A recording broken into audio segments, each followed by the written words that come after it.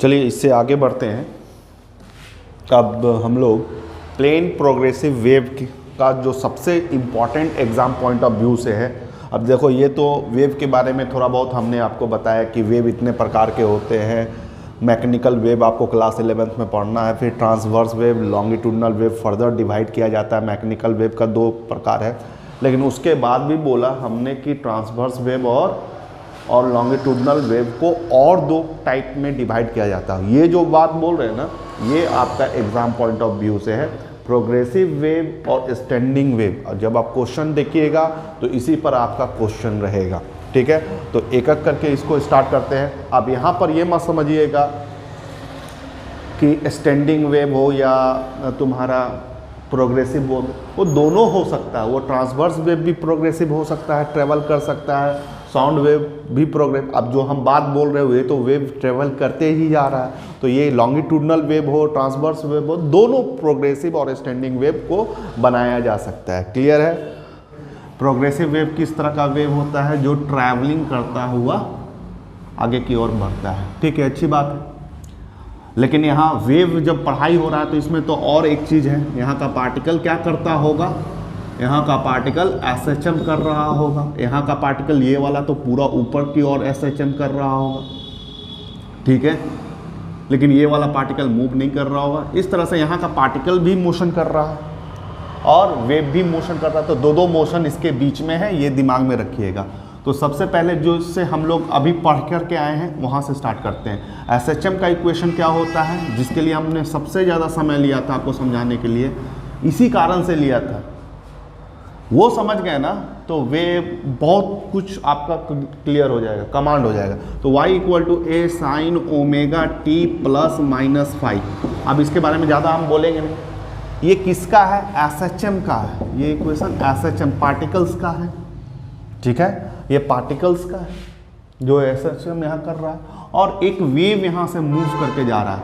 अच्छा, इसमें और इसमें अंतर क्या है कि पार्टिकल यहीं पर SHM कर रहा है, आगे नहीं बढ़ता है पार्टिकल, और वेव आगे की ओर ट्रेवल करता हुआ जाता है। किस स्पीड से? v स्पीड से, ठीक है, क्लियर है। तो यहाँ का जो टाइमिंग देख रहे हो ना बाबू, यहाँ जो टाइम देख रहे हो, ये टाइम सिर्फ पार्टिकल्स का दिया हुआ है। इसमें वेव को भी इंक्लूड करने के लिए हम क्या कर रहे हैं, हम एक सिंपल सा फार्मूला, जनरल फार्मूला लगा रहे हैं। सकते हैं जैसे स्पीड इक्वल टू हमारा क्या होता है? डिस्टेंस, ठीक है, बाई टाइम होता है। मान लो ये वेव x डिस्टेंस यहाँ से लेकर के यहाँ तक ट्रैवल किया है, इसको समय कितना लगा होगा?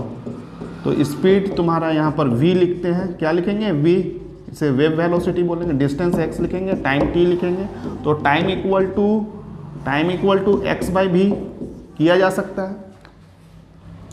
तो पार्टिकल्स तो यहीं छूट जाता है ना भाई, पार्टिकल SHM करके यहीं छूट जाता है, वेव आगे की ओर बढ़ता है। तो पिछला रिकॉर्ड रखने के लिए यहाँ पर आपको क्या करना होगा? साइन ओमेगा इस टाइम में से, पार्टिकल्स का टाइम में से वेव का टाइम को सब्ट्रैक्ट करना होगा, मतलब t - x/v, ठीक है, ±5। ये क्या कर रहे हैं हम लोग? इक्वेशन ऑफ प्रोग्रेसिव वेव बना रहे हैं, ठीक है। बस ये स्टेप को याद रखना, ये जो काम किए हैं ना, बस इसको याद रखना। ऐसे तो ये डेरिवेशन आएगा नहीं, इसका मेन इक्वेशन आएगा, इक्वेशन आपको याद रखना है, और उस पर एक न्यूमेरिकल्स आएगा, ठीक है। तो आप इसको सॉल्व करोगे तो a साइन, इसको मल्टीप्लाई कर सकते हो, ओमेगा t ओमेगा x/v ±5, ठीक है। ओमेगा का वैल्यू क्या होता है? ओमेगा का वैल्यू 2π/t होता है। इसको पुट किया जा सकता है, y = a sine omega t -2π/t, ठीक है। 2π/t ओमेगा को लिख सकते हैं इंटू x/v ±5, ठीक है। देखिए एक जनरल इक्वेशन है वेव वेलोसिटी पर, किस पर है? वेव वेलोसिटी पर है, ठीक है। वेव वेलोसिटी को v लिख रहे हैं। इसका जो डिस्टेंस है, ये वाला जो डिस्टेंस है, क्या चीज़ में रहेगा? लैम्डा में रहेगा। एक कंप्लीट साइकिल यहाँ से यहाँ तक चला है, तो इसका डिस्प्लेसमेंट या डिस्टेंस कितना कवर हुआ है? लैम्डा कवर हुआ। और इस यहाँ से यहाँ तक चलने में जो समय लगता है उसको हम लोग क्या बोलते हैं, टाइम पीरियड बोलते हैं। क्या बोलते हैं, टाइम पीरियड बोलते हैं। तो टी, ठीक है, वेव में। तो यहाँ पर लैम्डा बाई टी, 1/t को हम लोग फ्रीक्वेंसी भी बोल सकते हैं। ये रिलेशन आपके लिए बहुत इंपॉर्टेंट है। अब इसी का हम यूज़ करने जा रहे हैं। जैसे यहाँ पर वेलोसिटी लिखा हुआ ना, वेव वेलोसिटी, वेव वेलोसिटी को हम ऐसे लिख सकते हैं। अब यहाँ पर हम डायरेक्ट दिखा रहे हैं, वहाँ पर थोड़ा सा कर दिए हैं। Wave velocity equal to lambda by T लिखा जा सकता है। तो पुट करते हैं, y equal to a sine omega T 2π/t into X, और यहाँ पर क्या हो जाएगा आपका time x by sorry lambda by T, T cut गया आपका यहाँ पर, प्लस माइनस 5। क्लियर है। y equal to a sine omega T, ठीक है, -2π/λ x plus minus 5। Bracket close करिए, और यही है आपका मेन इक्वेशन, यही है आपका main equation plane progressive wave. ये SHM का इक्वेशन है। इसमें अगर x आ जाएगा ना तो वेव, प्लेन प्रोग्रेसिव वेव का इक्वेशन बन जाएगा। और देखो ये x आ चुका है, ये तुम्हारा x यहाँ पर आ चुका है, ये x। तो ये हो गया प्लेन प्रोग्रेसिव वेव का इक्वेशन। तो आपको इक्वेशन याद रखना है। आगे बढ़ते हैं। तो एग्जाम पॉइंट ऑफ व्यू से आपको क्या रखना है दिमाग में कि y equal to a sine omega t -2π/λ x plus minus जो 5 लिखे हो ना, ये आपको हो सके कभी कभी यहाँ पर k लिखा हुआ मिल जाएगा। k क्या मिल जाएगा, k। इसे बोलते हैं वेव नंबर। क्या बोलते हैं, वेव नंबर बोलते हैं। तो ये इक्वेशन आपको इस तरह का भी देखने को मिल सकता है। परेशान मत होइएगा। kx, k का वैल्यू याद रखिएगा 2π/λ होता है, kx प्लस माइनस 5। थोड़ा इसको समझाने के लिए आपको और एक चीज़ यहाँ पर मिल सकता है। यहाँ पर भी आपको प्लस माइनस देखने को मिल सकता है। जैसे यहाँ पर प्लस माइनस में भी हो सकता है, प्लस में भी हो सकता है। इसका क्या मतलब है वो भी बतला देते हैं, ठीक है। अभी कुछ देर के लिए इनिशियल फेज, ये क्या है आपका इनिशियल फेज है। इनिशियल फेज, इसके बारे में हम लोग डिटेल से पढ़े हैं फर्स्ट वीडियो में। इनिशियल फेज है ये। इसको कुछ देर के लिए हम लोग ज़ीरो मान लेते हैं। क्या मान लेते हैं, ज़ीरो। तब इक्वेशन होता है y equal to sine omega T plus minus के एक्स। तो इसको दो बार लिखा जा सकता है इस अनुसार से। एक आप लिख सकते हो y equal to a sine omega T plus के एक्स, ठीक है। और एक बार आप लिख सकते हो y equal to a sine omega T minus के एक्स। मेन मुद्दा वाली बात क्या है, यहाँ के x है, यहाँ x है। तो ये SHM का इक्वेशन ये है, यहाँ पर ये प्लेन प्रोग्रेसिव वेव का इक्वेशन है। इस तरह से आपको पहचानना आना होगा वहाँ पर। इसका क्या मतलब है, जब प्लस है तो इसका मतलब wave right to left travel कर रहा है। राइट टू लेफ्ट, उल्टा राइट। नॉर्मली प्लस के मतलब के क्या जानते हैं कि राइट से दाहिने जाने की ओर। नहीं, ये दाहिने नहीं जाएगा, ये वेव किधर जाएगा, आपका लेफ्ट की तरफ जाएगा, लेफ्ट की तरफ जाएगा। तो ये बतला रहा है। जहाँ प्लस लगा रहता है और जहाँ माइनस लगा रहता है वो लेफ्ट टू राइट की तरफ मूव करता है। इस तरह का वेव का ट्रैवलिंग वेव को हम लोग माइनस से रिप्रेजेंट करते हैं। तो ये छोटा छोटा जो बात है आपको याद होना चाहिए कि यहाँ पर प्लस कब है, माइनस कब है। कन्फ्यूज़न मत कीजिएगा। प्लस का मतलब नॉर्मली स्टूडेंट क्या सोचता है कि राइट की तरफ, पॉजिटिव डायरेक्शन राइट की तरफ ही जाना। नहीं, उल्टा है, लेफ्ट की तरफ, लेफ्ट की तरफ ही। और जिसमें माइनस लगा है वो राइट की तरफ।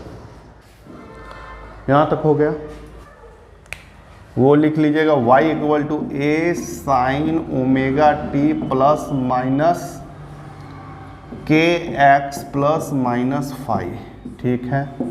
ये हो गया equation of plane progressive wave. अगर y equal to A sine omega T plus minus phi है तो ये हो गया equation of S H M, equation of S H M. ठीक है, ये दोनों आपको दिमाग में रहना चाहिए। तरह का वेव को बताएं तो इसमें दो मोशन इनबिल्ट है। एक तो एसएचएम का मोशन इनबिल्ट है, अभी हमने दोनों इक्वेशन आपको दिखलाया। एसएचएम का मोशन इनबिल्ट है, वेव मोशन इनबिल्ट है, दोनों में मिक्सअप है। तो यहाँ पर दो वेलोसिटी आपका वर्क करता है। एक पार्टिकल वेलोसिटी वो निकालने जा रहे हैं हम लोग। क्या निकालने जा रहे हैं? Drive an expression for particle velocity.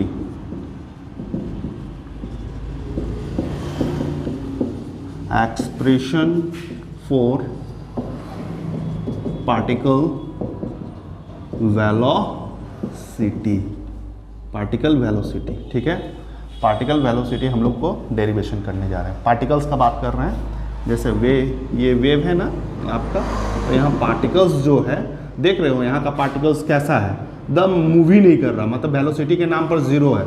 यहाँ थोड़ा सा कर रहा है, लेकिन बीच वाला पार्टिकल तो बहुत ज़्यादा स्पीड में मूव कर रहा है। ठीक है, और यहाँ उससे कम कर रहा है, यहाँ उससे कम कर रहा है। तो हर एक यहाँ पर आपको देखने को मिल रहा है, हर एक पार्टिकल्स का, यहाँ 2-3 पार्टिकल्स, पार्टिकल 1, 2, 3 ही लिए हैं, लेकिन तीनों पार्टिकल का एक ही समय पर वेलोसिटी अलग अलग है। एक ही समय पर ये जब आपका वेव जब ऊपर की ओर उठ रहा है तो ये ज़्यादा नहीं उठ पाया, 2 नंबर बहुत ज़्यादा उठा है और 3 नंबर कम उठा है। ठीक है ना, तो यहाँ पर देख रहे हैं एक ही समय में जब क्रस्ट बन रहा है, ठीक है ना, तो यहाँ पर हर एक पार्टिकल का वेलोसिटी अलग अलग है। तो कैसे ये वेलोसिटी को निकाला जाए, ये अलग अलग वेलोसिटी का, तो इसके लिए हम लोग डेरिवेशन करेंगे। ये इक्वेशन ले लेंगे, y equal to A sine omega T minus के एक्स। कुछ देर के लिए वेव जिस तरह का राइट साइड में बनाए हैं, इसके लिए हमने यहाँ पर माइनस ले लिया। ठीक है, एक बार डिफ्रेंशिएट कर देते हैं, बस वेलोसिटी निकल जाएगा। dx बटे dt, a cos omega T. ठीक है, यहाँ के एक्स देखो t के रिस्पेक्ट में डिफ्रेंशिएट हो रहा है। ठीक है ना, तो t के रिस्पेक्ट में डिफ्रेंशिएशन होगा तो ये कांस्टेंट है, अगर x के रिस्पेक्ट में डिफ्रेंशिएशन होगा तो t कांस्टेंट है। थोड़ा मैथमेटिक्स है, डिफ्रेंशिएशन, आशा करते हैं कि आप लोगों को समझ में आता हो। तो यहाँ पर t के रिस्पेक्ट में, तो t से जो भी जुड़ा हुआ है यहाँ पर गुना में लिख दोगे। तो यहाँ पर ये जो आया v, ये पार्टिकल्स का आया, पार्टिकल वेलोसिटी वो कितना आया, a omega cos omega T minus के एक्स, ये आपका पार्टिकल वेलोसिटी है। ठीक इसी तरह से आपको पार्टिकल एक्सेलरेशन भी बोला जा सकता है। क्या निकालने के लिए? अब देखो यहाँ पर पार्टिकल एक्सेलरेशन होगा कि नहीं होगा, एकदम होगा, क्योंकि तुम देख रहे हो सबका वेलोसिटी चेंज है। एक एक्सेलरेशन के लिए सबसे इंपॉर्टेंट वर्ड क्या है? The rate of change of velocity. Velocity में बदलाव होना चाहिए। ठीक है, वेलोसिटी में बदलाव होना चाहिए, तो वेलोसिटी में तो बदलाव हो ही रहा है। ठीक है, तो यहाँ एक्सेलरेशन होगा और वही निकालने जा रहे हैं, drive an expression for particle velocity के बाद पार्टिकल एक्सेलरेशन। ठीक है, तो ये वाला को एक बार डिफ्रेंशिएट कर दो। एक्सेलरेशन किसका? पार्टिकल का निकालने जा रहे हैं। ठीक है, तो वो कितना होगा, dv बटे dt कर देंगे, d बटे dt। v तुम्हारा कितना है, a omega cos omega t minus के x। फिर डिफ्रेंशिएशन किसके रिस्पेक्ट में कर रहे हो? t के रिस्पेक्ट में कर रहे हो, ये आपका कांस्टेंट कहलाएगा। ठीक है, तो साइन का क्या होगा बाबू लोग, कॉस का क्या होगा, साइन होगा, माइनस में होगा। ठीक है, तो एक्सेलरेशन ऑफ पार्टिकल ये तुम्हारा क्या आएगा, a omega minus sign omega T, minus को हम आगे लिख देते हैं, माइनस a ओमेगा, माइनस को आगे लिख देते हैं, ओमेगा टी माइनस के एक्स इंटू ओमेगा। तो यहाँ पर एक्सेलरेशन इक्वल टू आपका क्या आ गया, minus a omega square sine omega T minus के एक्स। अच्छा, पहला इक्वेशन जब देखोगे ना तो यहाँ पर y इक्वल टू आपको मिल रहा था a sine omega T minus के एक्स, इस तरह का। तो इसको हटा करके आप क्या लिख सकते हो, y लिख सकते हो।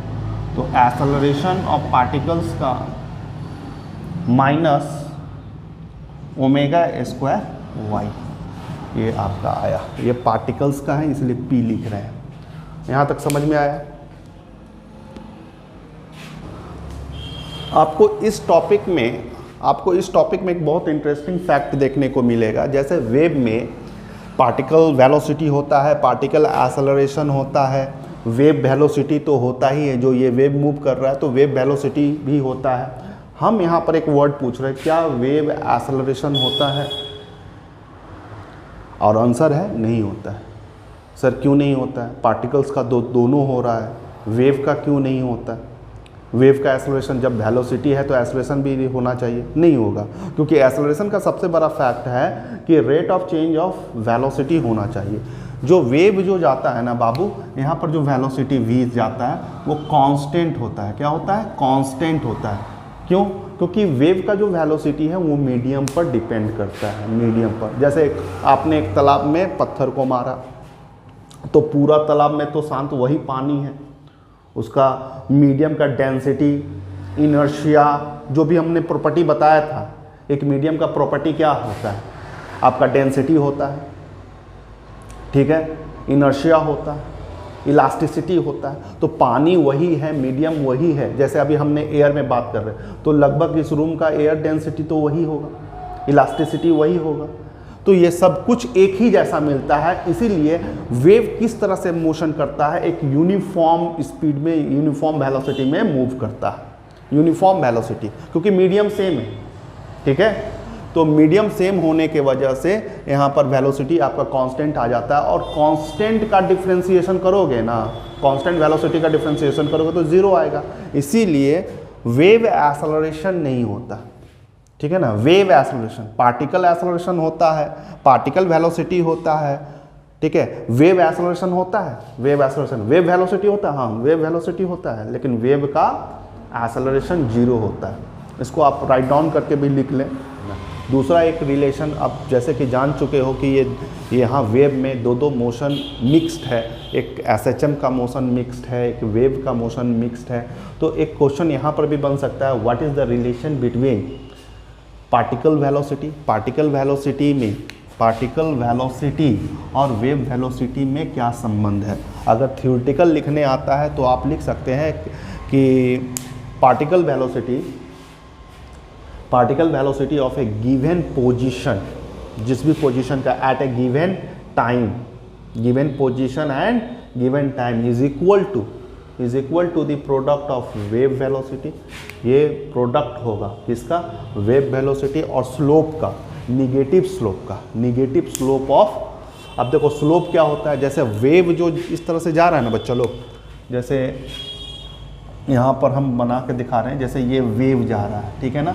तो इसका स्लोप, ये यहाँ पर जो पॉइंट है ना, ये y है और ये तुम्हारा क्या है? x है। तो x और y के बीच का ये जो डिफ्रेंशिएट करोगे ना तो क्या निकल जाएगा? तुम्हारा स्लोप निकल जाएगा। क्या निकलेगा? स्लोप निकलेगा। तो इसका स्लोप निकालने के लिए तुमको क्या करना पड़ेगा? dy/dx करना पड़ेगा। तो यहाँ पर वही बोला गया है, the negative slope of the curve, जिसका मतलब -dy/dx होता है at a given position and time. आपको प्रूव करके दिखाना हो सकता है कि velocity of particle is negative to dy/dx into, मतलब इसे क्या बोलते हैं? Slope of the y-x curve है, ठीक है ना। ये वेव जो बना रहे हो ना उसका स्लोप, यहाँ स्लोप तो बन ही रहा है, उसी का स्लोप को कैसे निकालते हैं? डिफ्रेंशिएट करके निकालते हैं, इनटू वेव वेलोसिटी। चलिए प्रूव करके दिखते हैं हम लोग। y इक्वल टू हम लोग कितना जानते हैं? a sin ωt minus kx। किस तरह का वेव भी ये है? माइनस, इस तरह से वेव, ट्रैवलिंग वेव जा रहा है, ठीक है। देखो एक ट्रिक भी दे देते हैं इसमें से, जैसे वेव वेलोसिटी कभी भी निकालना हो ना इस इक्वेशन में, वेव वेलोसिटी कैसे पहचानोगे? तो बस ओमेगा डिवाइडेड बाई के कर दोगे। क्या बोलते हैं? ओमेगा डिवाइडेड बाई के कर दोगे। ओमेगा यहाँ है ना और डिवाइडेड बाई के कर दोगे तो ये वेव वेलोसिटी आपको बतला देगा। कैसे बतलाएगा? क्योंकि वेव का वैल्यू 2π/t होता है, और इसको 2 पाई बाई लैम्डा होता है, 2 पाई कट गया, लैम्डा बाई टी, ये तुम्हारा वेव वेलोसिटी ही कहलाता है, वेव वेलोसिटी ही कहलाता है। ठीक है, तो इक्वेशन में अगर कभी भी आपको अगर वेव वेलोसिटी निकालने दे दे तो चुपचाप यहाँ का वैल्यू और इस के का वैल्यू से डिवाइड कर देना और वो आपका निकल जाएगा वेव नंबर से, इसे वेव नंबर भी बोलते हैं। इसको डिवाइड कर दोगे न्यूमेरिकल्स आपका डायरेक्ट वेव वेलोसिटी निकल जाएगा। और नहीं तो आप नॉर्मल प्रोसेस भी करोगे ना तो वेव वेलोसिटी वही निकलेगा, जैसे speed equal to distance by time. तो वेव का बात कर रहे हैं तो यहाँ से यहाँ तक का लैम्डा का लाएगा, यहाँ से यहाँ तक का टाइम टी का लाएगा, तो wave velocity lambda by T. हाँ, तो लैम्डा बाई टी ही ना आया है, उसी को ना वेव वेलोसिटी कहते हैं। लेकिन वो तो इससे भी यही फार्मूला से आया है, इसीलिए इसको ओमेगा बाई के भी लिखा जा सकता है। ठीक है, आपको इक्वेशन में ये दो वैल्यू आपको आसानी से मिल जाएगा, तो आसानी से आप डिवाइड करके निकाल सकते हैं। ठीक है, वेवलेंथ भी फाइंड करने का ज़रूरत नहीं है, याद रखिएगा इस सब पॉइंट को। तो चलिए हम अपने पॉइंट पर आते हैं। तो अभी फ़िलहाल हम लोगों को प्रूव क्या करना है, relation between particle velocity and wave velocity, इन दोनों के बीच में क्या संबंध है। तो संबंध तो यही है, minus D Y by D X slope into wave velocity. ये आ जाना चाहिए, ले आए, प्रूव्ड हो गया। कैसे करते हैं, जैसे ये है, इसको एक बार डिफ्रेंशिएट करते हैं, D Y by D T. Differentiation पर ध्यान देना, टी के रिस्पेक्ट में डिफ्रेंशिएट किए हैं तो ये पार्टिकल वेलोसिटी बतलाएगा। क्या बताएगा, पार्टिकल बतलाएगा। तो इसका डिफ्रेंशिएशन क्या होगा, ए, ठीक है, कॉस ओमेगा टी माइनस के एक्स इंटू ओमेगा। ठीक है, ये पार्टिकल वेलोसिटी हो चुका आपका v p, a omega cos omega T minus के एक्स। ठीक है, ठीक इसी तरह से इसी का स्लोप निकालेंगे। स्लोप कैसे निकालोगे, मतलब डिफ्रेंशिएट करना है D Y by D X के रिस्पेक्ट में।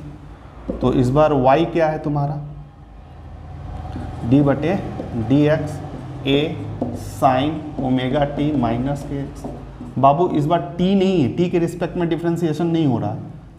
किसके रिस्पेक्ट में डिफ्रेंशिएशन हो रहा है, x के रिस्पेक्ट में। तो ये वेरिएबल है, ये आपका कांस्टेंट हो गया।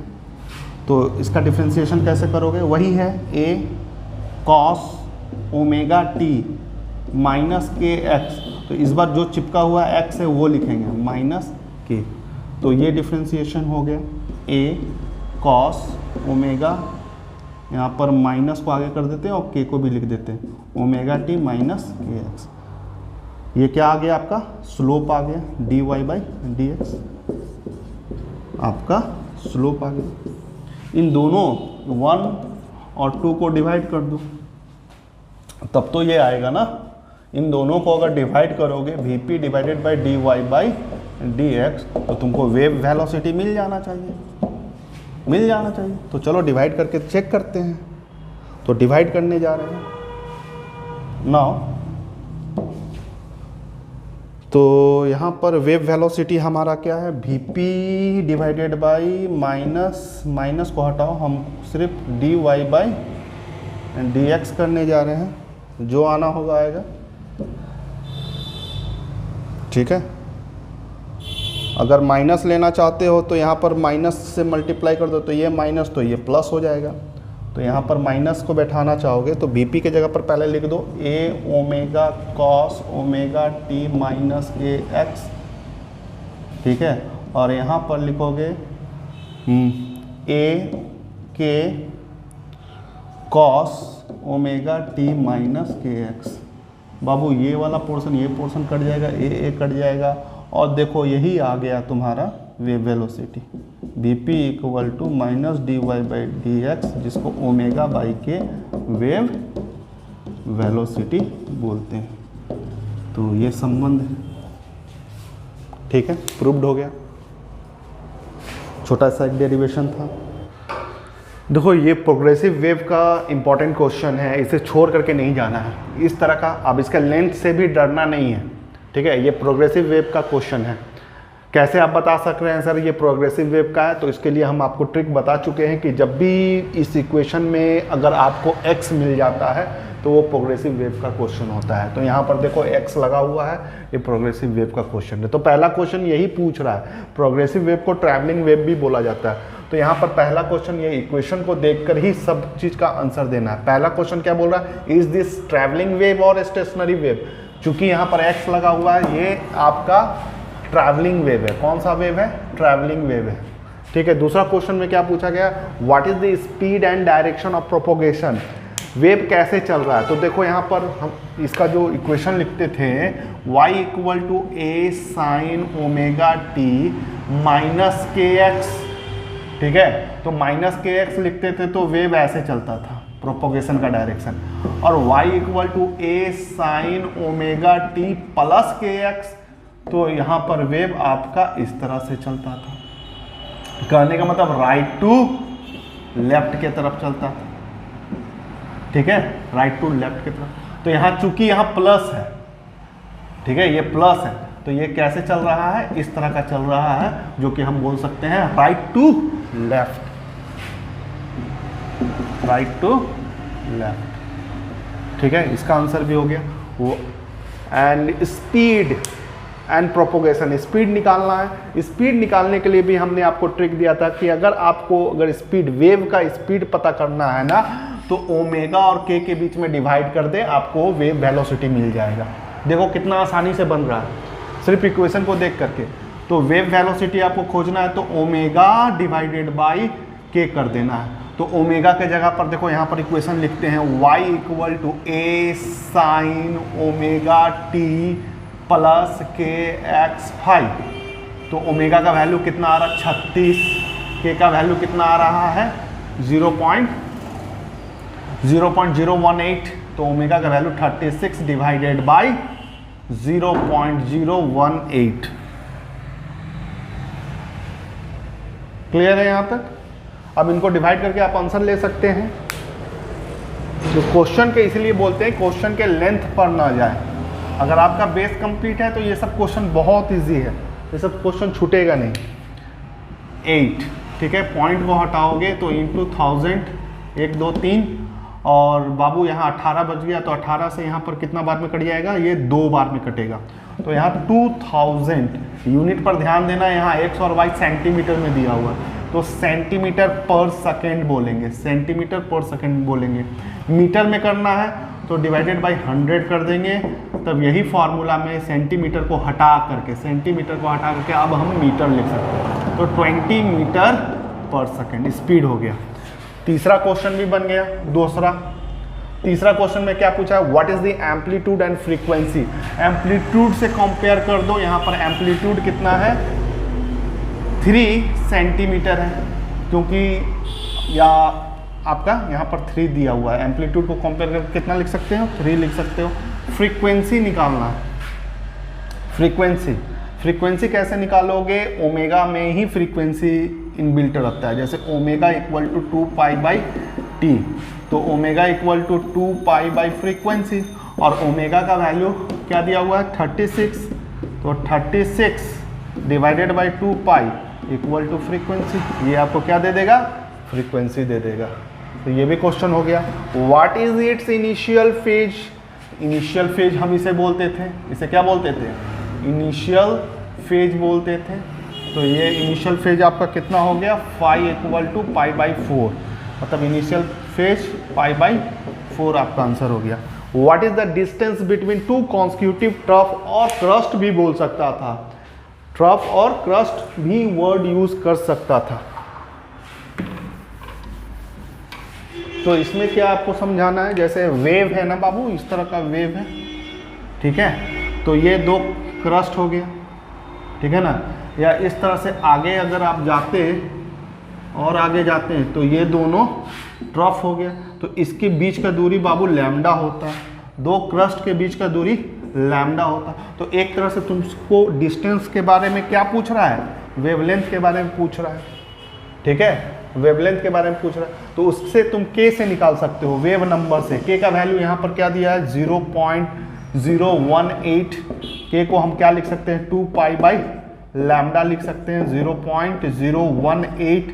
अब 2 pi divided by 0.018 equal to lambda, answer आ गया। ठीक है, क्लियर है। देखो सुपरपोजिशन ऑफ वेव में आपका दूसरा जो सबसे इंपॉर्टेंट है एग्जाम के लिए, ये वाला करके जाना, और ये क्लास 12th में, ठीक है, ये दोनों 11th में, स्टैंडिंग वेव और बीट्स। ठीक है, तो सुपरपोजिशन ऑफ वेव क्या होता है, simple addition of wave, addition और सब्ट्रैक्शन ऑफ वेव को हम लोग क्या कहते हैं, सुपरपोजिशन ऑफ वेव कहा जाता है। जैसे अगर हम यहां बोले कि 5 को जोड़ो, ऐड करो, इसको ऐड करो किससे, ये वर्ड आया ना, किससे ऐड करें, तो भाई एक नंबर से यहां पर ऐड ही नहीं होता है। ऐड करने के लिए मिनिमम 2 नंबर चाहिए। मान लो अब दे दिए 3, तब तो ऐड किया ना, 8 हुआ। ठीक इसी तरह से जब सिंगल, अभी तक तो हम लोग सिंगल वेव का पढ़ाई कर रहे थे, एक वेव जा रहा था, लेकिन अगर 2 वेव आ जाए तो 2 वेव आपस में सुपरपोजिशन हो जाए। जैसे तुम एक काम करो, जैसे एक तालाब में एक पत्थर मारे, ठीक है ना, तो बहुत अच्छा सा क्रॉस ट्रफ इस तरह से बना रहा था, अच्छी बात है, तो वहाँ एडिशन नहीं होगा, एक वेव अपना ट्रैवल कर रहा है, प्रोग्रेस कर रहा है। लेकिन एक पत्थर तुमने भी मार दिया तो यहाँ पर एक अलग वेव बनना स्टार्ट होगा, ये दोनों वेव आपस में मिलेगा और उसे हम लोग क्या कहते हैं, सुपरपोजिशन ऑफ वेव। तो ज़्यादा लेटर पर मत जाना कि सुपरपोजिशन ऑफ वेव क्या होता है, सुपरपोजिशन ऑफ वेव का जोड़ और घटाव होता है। ठीक है, क्लियर है। तो इसका एप्लीकेशन 3 एप्लीकेशन है, स्टैंडिंग वेव, ये सब सुपरपोजिशन, यहाँ एक से ज़्यादा वेव तेरे को देखने को मिलेगा। स्टैंडिंग वेव है, बीट्स है, इंटरफेरेंस है, इन सभी में 2 से ज़्यादा एक से ज़्यादा वेव रहेगा, तभी तो ऐड कर पाएगा। तो यही टॉपिक चलने वाला है। तो सुपरपोजिशन समझ में आया। कुछ बतलाते हैं जोड़ करके किस तरह से वेव को जोड़ा जा सकता है। जैसे वेव को जोड़ने का, जैसे एक वेव जा रहा है इस तरह से, ठीक है, इस तरह से वेव जा रहा है, ये पहला वेव है। दूसरा वेव को डॉट से बना रहे हैं, देखो ये दूसरा वेव जा रहा है, ठीक है, एक वेव ये हो गया, ठीक है ना, मान लो ये 3 है, ये वाला वेव तेरा 5 है। अब ये दोनों क्रस्ट क्या है, ऊपर में क्रस्ट या पॉजिटिव, ये दोनों निगेटिव, पॉजिटिव, ये दोनों तो जुटेगा ना, तो क्रस्ट जुट करके ये एक बहुत हाई एम्पलीट्यूड बना लेगा, ठीक है ना। तो ये क्या हो गया तेरा एडिशन, इन दोनों को जोड़ करके 8, यहां -8, यहां फिर +8, that is called a superposition of wave. ठीक है ना। वेव का घटाव भी होता है, जैसे एक वेव इधर से जा रहा है, दूसरा वेव इधर से डॉट करता हुआ जा रहा है, इसका एम्पलीट्यूड देख रहे हो, कम दिए हैं, ठीक है ना, छोटा है तो 3 है, ये वाला कितना है 5 है, ये वाला 3 है, ये वाला कितना है 5 है, ये तेरा 5 है, ये तेरा 3 है, ठीक है। तो यहाँ पर ये तो घट जाएगा ना, क्यों, ये प्लस में आएगा, ये माइनस में आएगा, ये तेरा प्लस में आएगा, ये माइनस में आएगा, और ये वाला तेरा प्लस में आएगा, माइनस में आएगा, तो यहाँ पर घटाव होगा, है ना। तो घटाव होगा तो इससे छोटा एक वेव बनेगा, इस तरह से वेव बनेगा, ये इसका ऐड हो गया, जो कि यहाँ पर 2 दिखला रहा है, क्या दिखला रहा है -2, ठीक है ना, +2, इस तरह से। तो इसे हम लोग बोलते हैं सुपरपोजिशन ऑफ वेव। अगर वेव दोनों तरफ इस तरह से आ जाए, मान लो एक ही इंटेंसिटी का, एक वेव ऐसा है, एक वेव ऐसा है, इधर भी 5, इधर भी 5, इधर भी 5, इधर भी 5, तो क्या होगा, कट जाएगा। तो इसका रिजल्टेंट क्या आएगा, डेड लाइन, वेव खत्म हो जाएगा, एक दूसरे को काट देगा। समझ में आया। तो इसे हम लोग बोलते हैं सुपरपोजिशन ऑफ वेव। इसका डेफिनेशन कभी कभी लिखने आ जाता है एग्जाम में, समझा। तो इसका डेफिनेशन को पढ़ करके जाना। स्टैंडिंग और स्टेशनरी वेव का डेफिनेशन, इसमें बहुत सारा कंडीशन होता है, तभी जा करके ये क्या बन सकता है, स्टैंडिंग वेव या स्टेशनरी वेव बन सकता है। जैसे वो कंडीशन लिखवा दी है, 2 वेव होना चाहिए, वो 2 प्रोग्रेसिव वेव होना चाहिए। वो प्रोग्रेसिव वेव या तो लॉन्गिट्यूडनल हो या तो ट्रांसवर्स हो, उससे कोई दिक्कत नहीं है। बोथ आर, ट्रांसवर्स भी हो सकता है, लॉन्गिट्यूडनल भी हो सकता है, लेकिन इसमें तो तुमको ऑप्शन है कि ट्रांसवर्स भी हो सकता है, लॉन्गिट्यूडनल भी हो सकता है, लेकिन इसमें कोई ऑप्शन नहीं है। अगर जो 2 वेव क्रिएट तुमने किया है उसका एम्पलीट्यूड सेम होना चाहिए, उसका एम्पलीट्यूड सेम होना चाहिए। उसका तुम्हारा टाइम पीरियड सेम होना चाहिए, उसका तुम्हारा फ्रीक्वेंसी सेम होना चाहिए, उसका वेवलेंथ सेम होना चाहिए, ठीक है। Travelling with A same speed में चलना चाहिए, ठीक है, स्पीड भी सेम होना चाहिए। Along with the same straight line in opposite direction, एक बार इधर जाना चाहिए फिर इधर अपोजिट डायरेक्शन में आना चाहिए, और तब जाकर के सुपर इम्पोज होकर के कोई वेव बनता है ना, तो उसे हम लोग बोलते हैं स्टैंडिंग वेव या स्टेशनरी वेव बोलते हैं। समझ में आया? ये डिफिनेशन आएगा तो लिख दोगे। अभी बोलते हैं first mode of vibration, first mode of vibration खोजना है, ठीक है। सबसे पहला चीज, इसको समझने के लिए कुछ प्रॉपर्टी तुमको जानना जरूरी है। जैसे ये वाला relation between wave velocity and wavelength and frequency, इसके बीच में क्या संबंध है?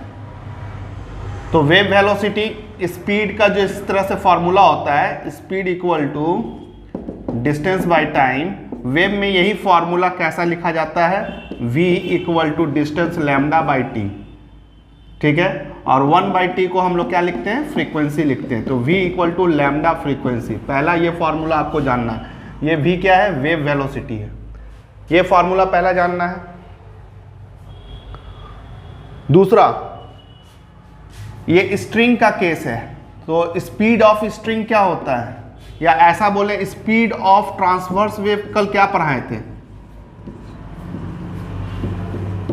ट्रांसवर्स वेव क्या पढ़ाया गया था? Speed of transverse wave v equal to root under t by m पढ़ाया गया था, याद है?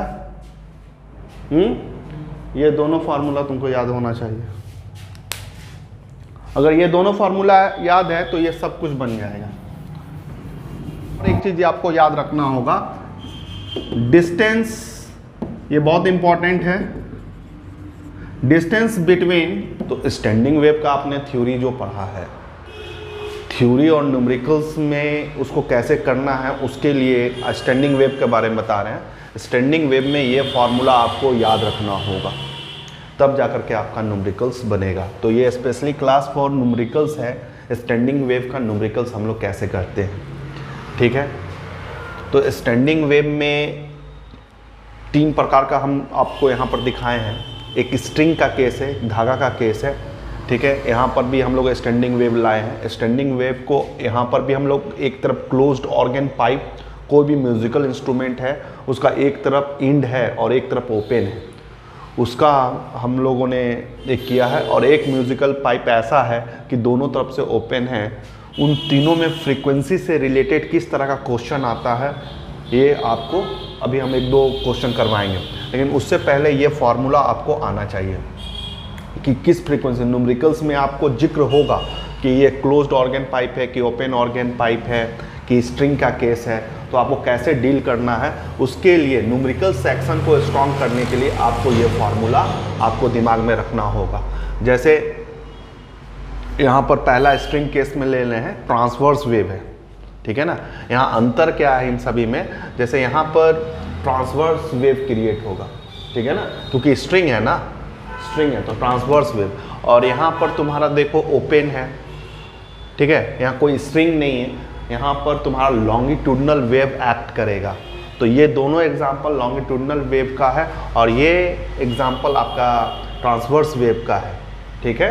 तो यहाँ क्या सीखने को मिलता है हम आपको बताते हैं। इस पर कमांड करने के लिए आप सबसे पहले क्या करें कि फर्स्ट फ्रीक्वेंसी, जिसे फंडामेंटल फ्रीक्वेंसी बोला जाता है, उसको याद रखें। ये सब डेरिवेशन में आपने किया है तो सबका पूरा 2, 3, 4 निकाल करके दिखाया। उसके बाद हमने दिखाया कि इसका जनरल फॉर्मूला क्या होगा सबका। तो आपको करना क्या है, एग्जाम के लिए आपको सिर्फ फॉर्मूला याद रखना है पहला वाला का, समझे ना, पहला वाला का। जैसे फर्स्ट मोड ऑफ वाइब्रेशन या फंडामेंटल फ्रीक्वेंसी भी बोल सकते हैं। फर्स्ट मोड ऑफ वाइब्रेशन का फॉर्मूला याद रखिएगा। स्ट्रिंग के केस में क्या होता है, 1/2L रूट अंडर T/M, ठीक है, ये हम लोगों ने प्रूव करके देखा था। दूसरा, इसी तरह से क्लोज्ड ऑर्गन पाइप है ना, क्लोज्ड ऑर्गन पाइप है, तो इसका फर्स्ट मोड ऑफ वाइब्रेशन या फंडामेंटल फ्रीक्वेंसी, यहाँ पर आपको फ्रीक्वेंसी 1 क्या मिलेगा, velocity of sound divided by velocity of sound, जो कि दिया रहेगा 332 340 से इस तरह का रेंज में, 300 का रेंज में आपको दिया रहेगा, डिवाइडेड बाय 4L। लेंथ यहाँ सबसे ज़्यादा इंपॉर्टेंट है, लेंथ आपने डेरिवेशन में भी देखा होगा, हम लोग लेंथ निकालते थे, तो यहाँ पर 4L। ठीक दोनों तरफ से अगर इंड अगर ओपन कर देते हो तो यहाँ पर जो 4L है, बाकी तो यही फॉर्मूला रहेगा, यहाँ पर 2L हो जाएगा। मतलब तुम देखना कि यहाँ पर एक ही टर्म जो चेंज हो रहा है सब में, वो देखो लेंथ पर है, 2L है, 4L है, 2L है, और L हमेशा नीचे ही है, ठीक है ना। तो 1/2L स्ट्रिंग के केस में, बाकी वो ट्रांसवर्स वेव का आपका स्पीड ऑफ ट्रांसवर्स वेव है, √T/m, ये आपका ट्रांसवर्स वेव है, ठीक है। तो ये इस तरह से आपको ये याद करना होगा। अंतर क्या है, ओपन ऑर्गन पाइप में 2L होता है और इसका 4L होता है, ठीक है। इसका जनरल फार्मूला में देखो N लगा हुआ है, क्या लगा हुआ है, N, मतलब आपका इंटीजर नंबर है 1 2 3 4 5 6 ऐसे करके, यहाँ पर 1 का वैल्यू है। मतलब फर्स्ट मोड ऑफ वाइब्रेशन चाहिए तो यहाँ 1 बैठाओगे, ठीक है। सेकेंड मोड ऑफ वाइब्रेशन चाहिए तो यहाँ पर 2 बैठाओगे, यहाँ पर भी 2, ठीक है। तो बैठाने से तुमको सीखने को क्या मिलेगा वो भी बता। जैसे फर्स्ट मोड ऑफ वाइब्रेशन के ये तो आप जान रहे हो, लिखा हुआ है यहाँ पर। जैसे थर्ड मोड ऑफ वाइब्रेशन या सेकेंड मोड, तो यहाँ 2 बैठाएं तो यहाँ 2 फ्रीक्वेंसी। कहने का मतलब यहाँ पर यह सीखने को मिल रहा है कि जो पहला फ्रीक्वेंसी जो भी आपका है, पहला फ्रीक्वेंसी जो भी है उसका दुगना हो जाता है कि नहीं। पहला वाला जो भी फ्रीक्वेंसी 10 है तो यहाँ 2 से मल्टीप्लाई कर देंगे, दुगना हो जाता है। तीसरा थर्ड तो तिगुना हो जाएगा, किसके as compared to first frequency को, 3 फ्रीक्वेंसी। ऐसे करके चौथा का अगर बात करेंगे तो 4 गुना हो जाएगा। यही है ना, ये सीखने को मिला यहाँ पर जनरल फार्मूला। नीचे में नोट करके आपको क्या लिखे हैं, difference between the 2 constitutive mode of vibration. दो अगर मोड ऑफ वाइब्रेशन को घटाते हो, जैसे इसको इससे घटाते हो, है ना, लगातार 2 फ्रीक्वेंसी को घटाते हो, फ्रीक्वेंसी 4 माइनस फ्रीक्वेंसी 3 को अगर आपस में घटाते हो, 2 मोड ऑफ लगातार 8वां 9वां से 8वां को 7वां को 6ठा से घटाते हो, तो आपको क्या मिलने वाला, यही आंसर आएगा। अगर जब सब्ट्रैक्ट करके देखिएगा ना तो आपका फ्रीक्वेंसी क्या आएगा, 2L√T/m आएगा। मतलब फर्स्ट मोड ऑफ वाइब्रेशन के बराबर आता है। तो ये छोटा सा बात इसमें, सेम टू सेम चीज़ यहाँ पर, यही चीज़ आपको याद रखना है। इसमें क्या करना है आपको, जैसे ये फॉर्मूला फर्स्ट मोड का आपने याद कर लिया, लेकिन यहाँ पर अंतर है। यहाँ पर क्या अंतर है, देखो यहाँ पर n फ्रीक्वेंसी था ना, यहाँ ऑड नंबर में है 2n-1, 2n-1। तो अंतर क्या हो रहा है, थोड़ा चेक करोगे क्या। जैसे यहाँ पर पहला तो आप जान रहे, जिस तरह से यहाँ दूसरा निकाले थे, थोड़ा इसका भी दूसरा निकालो तो ये 3 गुना ज़्यादा बराबर होगा। देखना, जैसे ये तो 2 ही गुना था ना, पहला के कंपेयर में 2 गुना था, ये पहले की तुलना में कितना होगा, तो 2 बैठाएंगे तो 2 बैठाएंगे तो 2 2 4 हो गया, 2 × 2 4 हो गया, -1 तो 3 गुना। अंतर समझ में आया बच्चा लोग। जैसे और एक दो को करते हैं, फ्रीक्वेंसी नंबर 3 निकालते हैं, 3 तो यहाँ पर क्या आता है, 3 ही गुना आया। पहले के कंपैरिजन में 3 गुना ज़्यादा।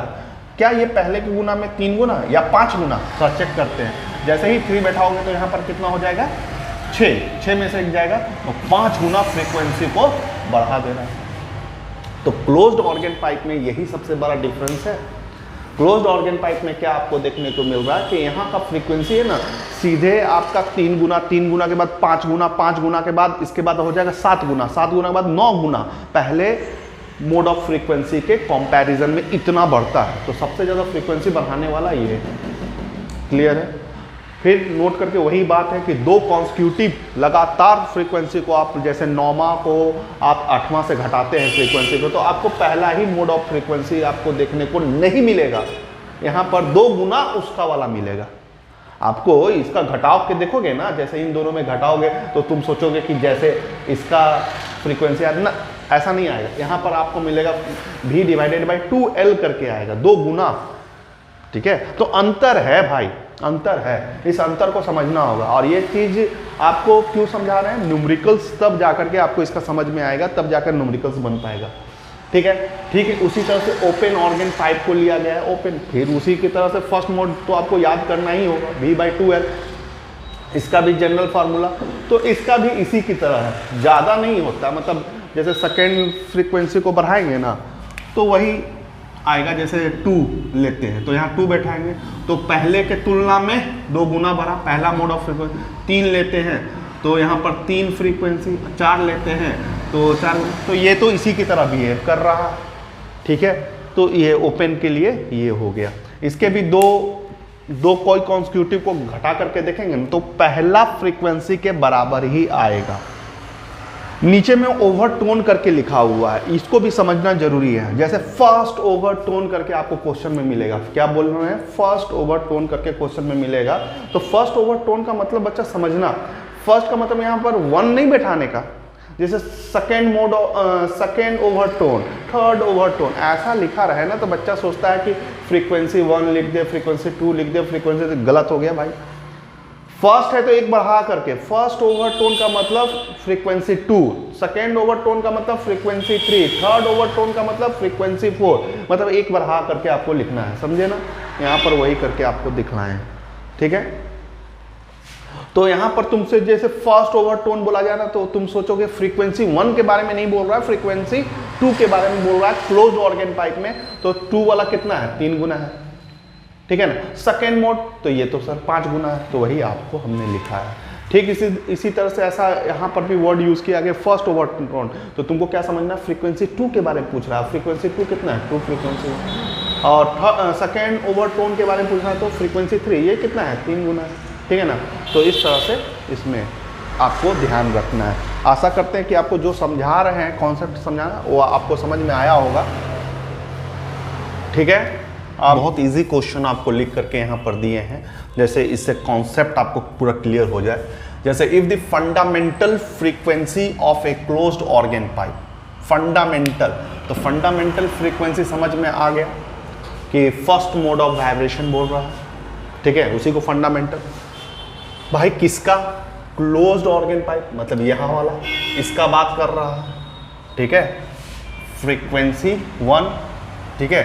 यहाँ पर क्लोज्ड लिख दो, समझ में आ जाएगा, इसका बात किया जा रहा है। Pipe is equal to the, equal to का साइन लगा दो, equal to the first overtone, first overtone का बात किया जा रहा है, फर्स्ट ओवरटोन का बात किया जा रहा है। तो फर्स्ट ओवरटोन यहाँ पर जब बोलता है ना तो यहाँ पर सेकेंड लिखने का मतलब 2 का बात हो रहा है, ठीक है। First overtone frequency of an open pipe, मतलब इधर का बात हो रहा है, ऑर्गन पाइप, तो यहाँ ओपन लिख देते हैं जिससे हमको समझ में आएगा ओपन का बात हो रहा है, ठीक है। मतलब यहाँ का जो फ्रीक्वेंसी आपका है, इसका जो फर्स्ट मोड ऑफ फ्रीक्वेंसी है क्लोज्ड का, वो बराबर कितने के बराबर है, उसके सेकेंड मोड ऑफ फ्रीक्वेंसी के बराबर का है। तो आप बताओ, और आपको एक चीज़ और दिया हुआ है, if the length of the open pipe is 60 centimetre, अगर length of the open pipe, ये जो लेंथ है वो ओपन पाइप का 60 सेंटीमीटर दिया हुआ है, तो बताओ कि क्लोज्ड का लेंथ कितना होगा, ये आपसे पूछा गया है। तो length of the open pipe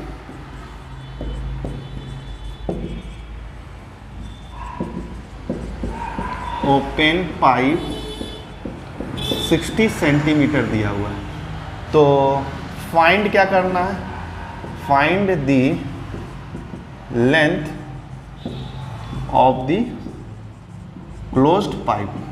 बाबू ये जो फ्रीक्वेंसी का जो खेला है ना वो लेंथ पर चेंज हो जाता है, लेंथ को बढ़ाओगे घटाओगे फ्रीक्वेंसी आपका चेंज होगा, जितना छोटा लेंथ करोगे उतना ज़्यादा फ्रीक्वेंसी आपका बढ़ेगा, ठीक है। कि frequency is inversely proportional to length, जितना छोटा आपका लेंथ होगा उतना ही हाई फ्रीक्वेंसी होगा, ठीक है, उतना ही हाई फ्रीक्वेंसी होगा। तो यहाँ पर फ्रीक्वेंसी जिस तरह का यहाँ पर फ्रीक्वेंसी चेंज हुआ होगा क्लोज्ड ऑर्गन पाइप में, ठीक है ना, एज ए ओपन। अब हम लोग जानते हैं क्या है कि क्लोज्ड ऑर्गन पाइप में फ्रीक्वेंसी ज़्यादा होता है, अभी हमने जस्ट आपको बताया भी था, यहाँ पर देखो 2 तो 3 गुना बना देता है, 5 गुना बना लेता है। तो आपको यहाँ पर क्या देखने को मिल रहा है कि क्लोज्ड ऑर्गन पाइप का जो आपका लेंथ पूछ रहा है ना, इसका आंसर बनाने से पहले ही थोड़ा माइंड मेकअप कर लो कि इसका फ्रीक्वेंसी तो ज़्यादा है, ओपन से तो ज़्यादा ही आता है, ठीक है, ओपन से तो ज़्यादा ही आता है, तो इसका लेंथ छोटा ही आएगा, ठीक है। ये 60 सेंटीमीटर पर नहीं होगा, ये जरूर छोटा होगा। तो वही आपको निकालना है कि उसका क्लोज्ड ऑर्गन पाइप में यही फ्रीक्वेंसी कितना लेंथ पर मिलता। ठीक है, थोड़ा चेक करके देखते हैं। तो सबसे पहले इसका ये जो गिवन हमको दिया हुआ है उसी से आंसर बन जाएगा, यहाँ से सॉल्व कर रहे हैं, इजी क्वेश्चन है। जैसे close first mode of vibration, first mode of vibration तुम्हारा होता है आपका क्लोज्ड में आता है V/4L, देख सकते हो यहाँ पर। और सेकेंड फर्स्ट ओवरटोन है, यहाँ पर क्या लिखा हुआ फर्स्ट ओवरटोन। फर्स्ट ओवरटोन कितने के बराबर आता है 2 फ्रीक्वेंसी 1 का। इसका पहला फ्रीक्वेंसी का वैल्यू कितना है ओपन का V/2L, तो यहाँ पर 2 × V/2L। अब इन दोनों को कंपेयर कर लो। ठीक है, 2 तो यहाँ कट ही जाएगा, तो यहाँ C लगा देना, समझा ना, ये क्लोज्ड का पता चलेगा। और यहाँ ओपन कर देना जिससे लेंथ ऑफ ओपन का पता चलेगा। तो यहाँ 4LC हो गया और यहाँ पर V/ लेंथ ऑफ ओपन हो गया। ठीक है, V भी कट गया। अच्छा, लेंथ ऑफ ओपन आपको दिया हुआ है, लेंथ ऑफ ओपन 1/4LC और लेंथ ऑफ ओपन कितना है बच्चा लोग आपका 60 है। इसको काटोगे 2 से तो 30 आएगा, यहाँ 2 बचा है और यहाँ पर 15 आएगा।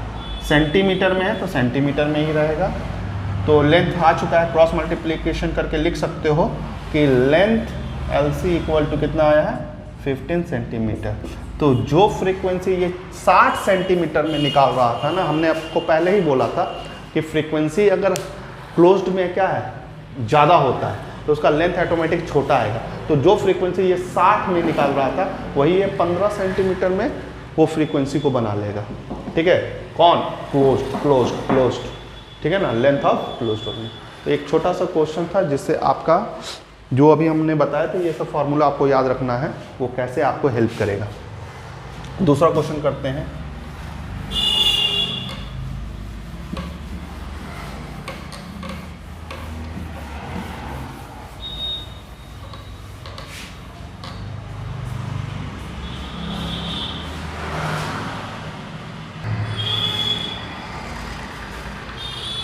देखिए सेकेंड क्वेश्चन और भी अच्छा है क्योंकि इसमें एक टर्म है जिसका नाम है रेजोनेंस। क्या नाम है? रेजोनेंस। बच्चे लोगों को अगर रेजोनेंस क्या होता है तो उसको एक एग्जांपल से समझाते हैं। जैसे एक झूला है, ठीक है, यहाँ पर आपने अपने फ्रेंड को बैठा दिया और यहाँ पर आप इसको फोर्स लगा रहे हैं, ऑसिलेट कर रहे हैं। ठीक है, ये झूले तो ये झूला को आप एक सिस्टम माने, एक सिस्टम का अपना एक फ्रीक्वेंसी है। जैसे ही आपने एक फोर्स लगाया ना तो ये झूला आगे की ओर जाएगा और फिर पीछे की ओर भी आएगा, और जब पीछे की ओर आएगा तो आप फिर फोर्स लगाइएगा, फिर जैसे आएगा फिर फोर्स लगाइएगा। ठीक है, तो यहाँ पर झूला इस तरह से ऑसिलेट करता है। एक अच्छा एम्पलीट्यूड पाने के लिए, एक अच्छा साउंड वेव पाने के लिए आपको यहाँ पर 2 फ्रीक्वेंसी आप मूव कर रहे हैं, देख रहे होंगे। एक तो झूला का जो फ्रीक्वेंसी है, जैसे ऑसिलेट कर रहा है झूला, और दूसरा तुम्हारा हाथ का जो फ्रीक्वेंसी है, जैसे झूला है तुम धकला तो एक तुम्हारा हाथ भी ऐसा चम कर रहा है। ठीक है, जिससे तुम फोर्स लगा रहे हो, मतलब फोर्स्ड फ्रीक्वेंसी। और एक तुम्हारा झूला जो सिस्टम है वो जो उसका फ्रीक्वेंसी, दोनों अगर मैच कर जाएगा ना तब रेजोनेंस क्रिएट होता है। दोनों जब मैच कर जाएगा ना तब रेजोनेंस क्रिएट होता है। ठीक है, तो रेजोनेंस का कंडीशन क्या है? सिस्टम यहाँ पर क्या बोल रहे हैं, ये झूला है, उसका जो फ्रीक्वेंसी है और फोर्स लगाने का जो तुम फोर्स लगा रहे हो उसका जो फ्रीक्वेंसी है, अगर दोनों मैच कर जाता है ना तो यहाँ रेजोनेंस क्रिएट होता है। अगर ये दोनों फ्रीक्वेंसी अगर नहीं मैच कर रहा है, डिसमैच हो रहा है, तो ये इसका एम्पलीट्यूड, इसका झूला का जो मोशन है बहुत ख़राब हो जाएगा, डिस्टरबेंस होगा और आपको एक अच्छा एम्पलीट्यूड देखने को नहीं मिलेगा। जैसे आपको हम एग्जांपल से बताते हैं, जैसे झूला आ रहा है, आपका फोर्स फ्रीक्वेंसी अभी आ ही रहा है। मान लो ये झूला यहाँ पर, तुम यहाँ पर खड़े हो, ये यहाँ तक जाता, लेकिन अगर ये यहीं आया और तुमने फोर्स लगा दिया तो तुम्हारा फ्रीक्वेंसी ज़्यादा है सिस्टम का, वो क्या करेगा यहाँ पर अपोज करने का काम कर जाएगा, क्योंकि ये तो और ऊपर जाता है ना।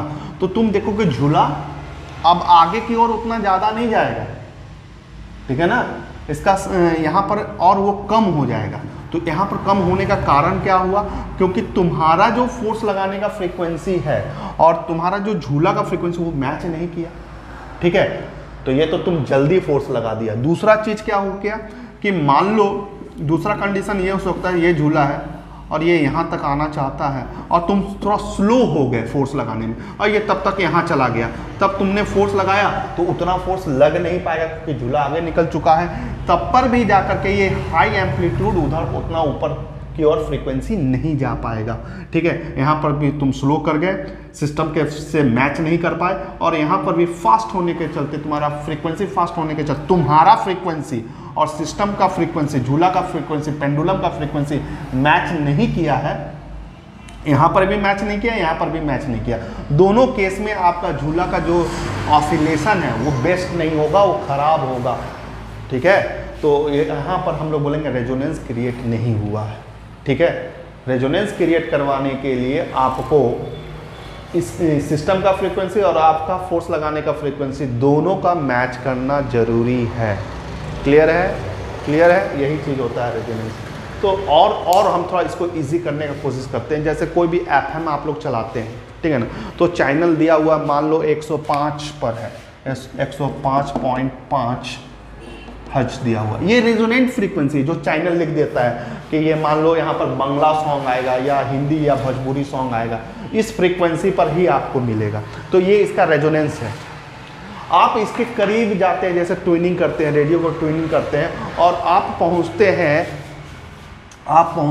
104 पर, आपको ये आवाज़ सुनाई नहीं देगा, वहाँ नॉइज़ सुनाई देगा, ठीक है। आप 104 से 105 पर जाते हैं, 104 से 5 पर जाते हैं ना, तो आपका फ्रीक्वेंसी तो आवाज़ तो आना स्टार्ट हो जाता है, लेकिन उसके साथ चिकचिकाहट रहता है जो आवाज़ का डिस्टर्बेंस को करता है। तो यहाँ पर रेजोनेंस अभी तक मैच नहीं करी। लेकिन आप धीरे धीरे ट्यून करते करते अगर 105.5 हर्ट्ज तक लेकर के चले जाते हैं तो उस समय एकदम क्लियर आवाज़ आपको रेडियो में सुनाई देता है। अब तो रेडियो का प्रचलन नहीं है, मोबाइल में ही एफएम करके सर्च करके देखना तो आपको ये दिखता है। तो जब ये मैच कर जाता है ना, जो भी एफएम, मिर्ची, रेडियो ऐसे करके दिया रहा है, उससे अगर मैच कर जाता है ना तो आपको शार्पनेस, साउंड क्वालिटी, टीवी में भी होता है, टीवी में भी फ्रीक्वेंसी जितना भी चैनल लगाते हैं तो वहाँ पर फ्रीक्वेंसी को मैच करना रहता है। जो भी सोनी का अपना एक फ्रीक्वेंसी मान लो 1000 पर दे दिया है, तो अगर 1000 से वो 99.9 पर है तो वहाँ पर चिकचिकाहट आएगा। 1000 का 1000 अगर मैच कर गया ना, तब जा करके वो उसका पिक्चर क्वालिटी, साउंड क्वालिटी सब आपको बेस्ट देखने को मिलता है, क्योंकि वहाँ रेजोनेंस क्रिएट हो गया, ठीक है।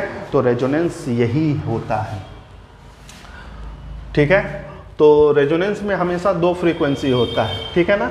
एक जैसे एक रेडियो का जो यहाँ पर ये है, ये रेजोनेंट, तो इसमें रेजोनेंट फ्रीक्वेंसी बोला गया है ए पाइप ऑफ 30 सेंटीमीटर लॉन्ग, कैसा वाला है, ओपन वाला है, ठीक है ना, ओपन बोथ हिंड, अच्छी बात है। Which harmonic mode of the pipe resonant with, मतलब उसका एक तरह का चैनल देख लो, ये चैनल का जैसे हम 105 का बनाया है ना, तो उसका फ्रीक्वेंसी है तुम्हारा 1.1 किलो, किलो का मतलब 1000 हो गया, ठीक है ना। तो इसको सॉल्व कर लेते हैं। 1 किलो हर्ट्ज कितना हो जाएगा, 1.1 1100 हर्ट्ज हो जाएगा, ठीक है। रेजोनेंट फ्रीक्वेंसी ये क्या है, रेजोनेंट फ्रीक्वेंसी है बच्चा लोग। रेजोनेंट फ्रीक्वेंसी क्या होगा, 1.1 किलो हर्ट्ज। तो बच्चा यहाँ पर 1.1 इंटू 10⁻³ पॉइंट को हटाओगे, एक यहाँ कट गया, ठीक है। तो यहाँ पर क्या आ गया, 1100 हर्ट्ज। ये तेरा रेजोनेंट फ्रीक्वेंसी है। अगर रेजोनेंट वर्ड से डर लग रहा है तो मान लो ये आपका जो चैनल है, जैसे एफएम, रेडियो, मिर्ची का रहता है ना, वैसा ये चैनल का फ्रीक्वेंसी आपको दिया गया है, ठीक है। क्लियर है, इस तरह का रेजोनेंट फ्रीक्वेंसी दिया गया है। तो सवाल क्या पूछ रहा है, सवाल पूछ रहा है विच हार्मोनिक मोड, अगर ये रेजोनेंट फ्रीक्वेंसी है तो जैसे कौन सा mode, first mode of vibration, second mode of vibration, third mode of vibration, fifth mode of vibration, कौन सा मोड ऑफ वाइब्रेशन में ये फ्रीक्वेंसी मैच करेगा, तो ये निकालना। ये कौन सा पाइप है, सबसे पहले ये देखें, ये ओपन पाइप है। तो इसका फार्मूला देखो, NF के लिए यहाँ पर क्या लगा हुआ है, N फ्रीक्वेंसी के लिए N फ्रीक्वेंसी 1 का तुमको N निकालना है, यही तो मोड ऑफ फ्रीक्वेंसी बतलाता है। तो यहाँ बहुत इजी ये बन जाएगा, यहाँ पर कुछ ज़्यादा नहीं करना है। Frequency n equal to n frequency 1, तो तुम्हारा रेजोनेंट फ्रीक्वेंसी यहाँ पर बैठाइए 1100, n तुमको खोजना है फ्रीक्वेंसी 1, ठीक है। अब फ्रीक्वेंसी 1 तुम्हारा कितना होता है वो तुम खोज सकते हो बहुत आसानी से। देखो फ्रीक्वेंसी 1 खोज रहे हैं, इसके लिए इसको मिटाना पड़ रहा है। तो अब डिमांड क्या है कि हमको फर्स्ट मोड ऑफ फ्रीक्वेंसी खोजना है।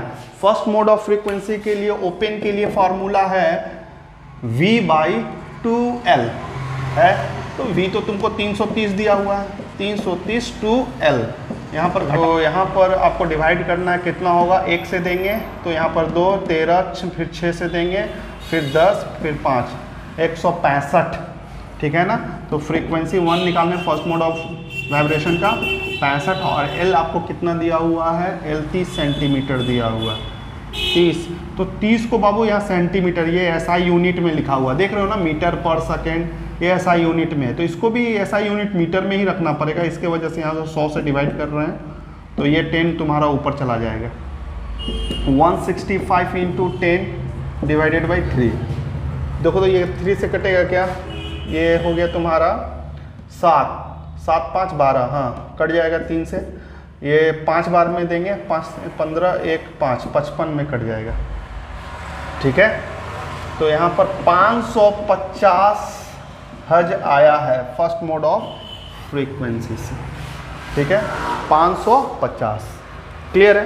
तो यहाँ पर आप पुट करने के लिए आपको आ चुका है 100 इक्वल टू n खोजना है। कौन सा मोड ऑफ फ्रीक्वेंसी है, फर्स्ट मोड ऑफ फ्रीक्वेंसी 550 आ रहा है, जिसको अगर काटोगे तो 2 से कट जाएगा भाई।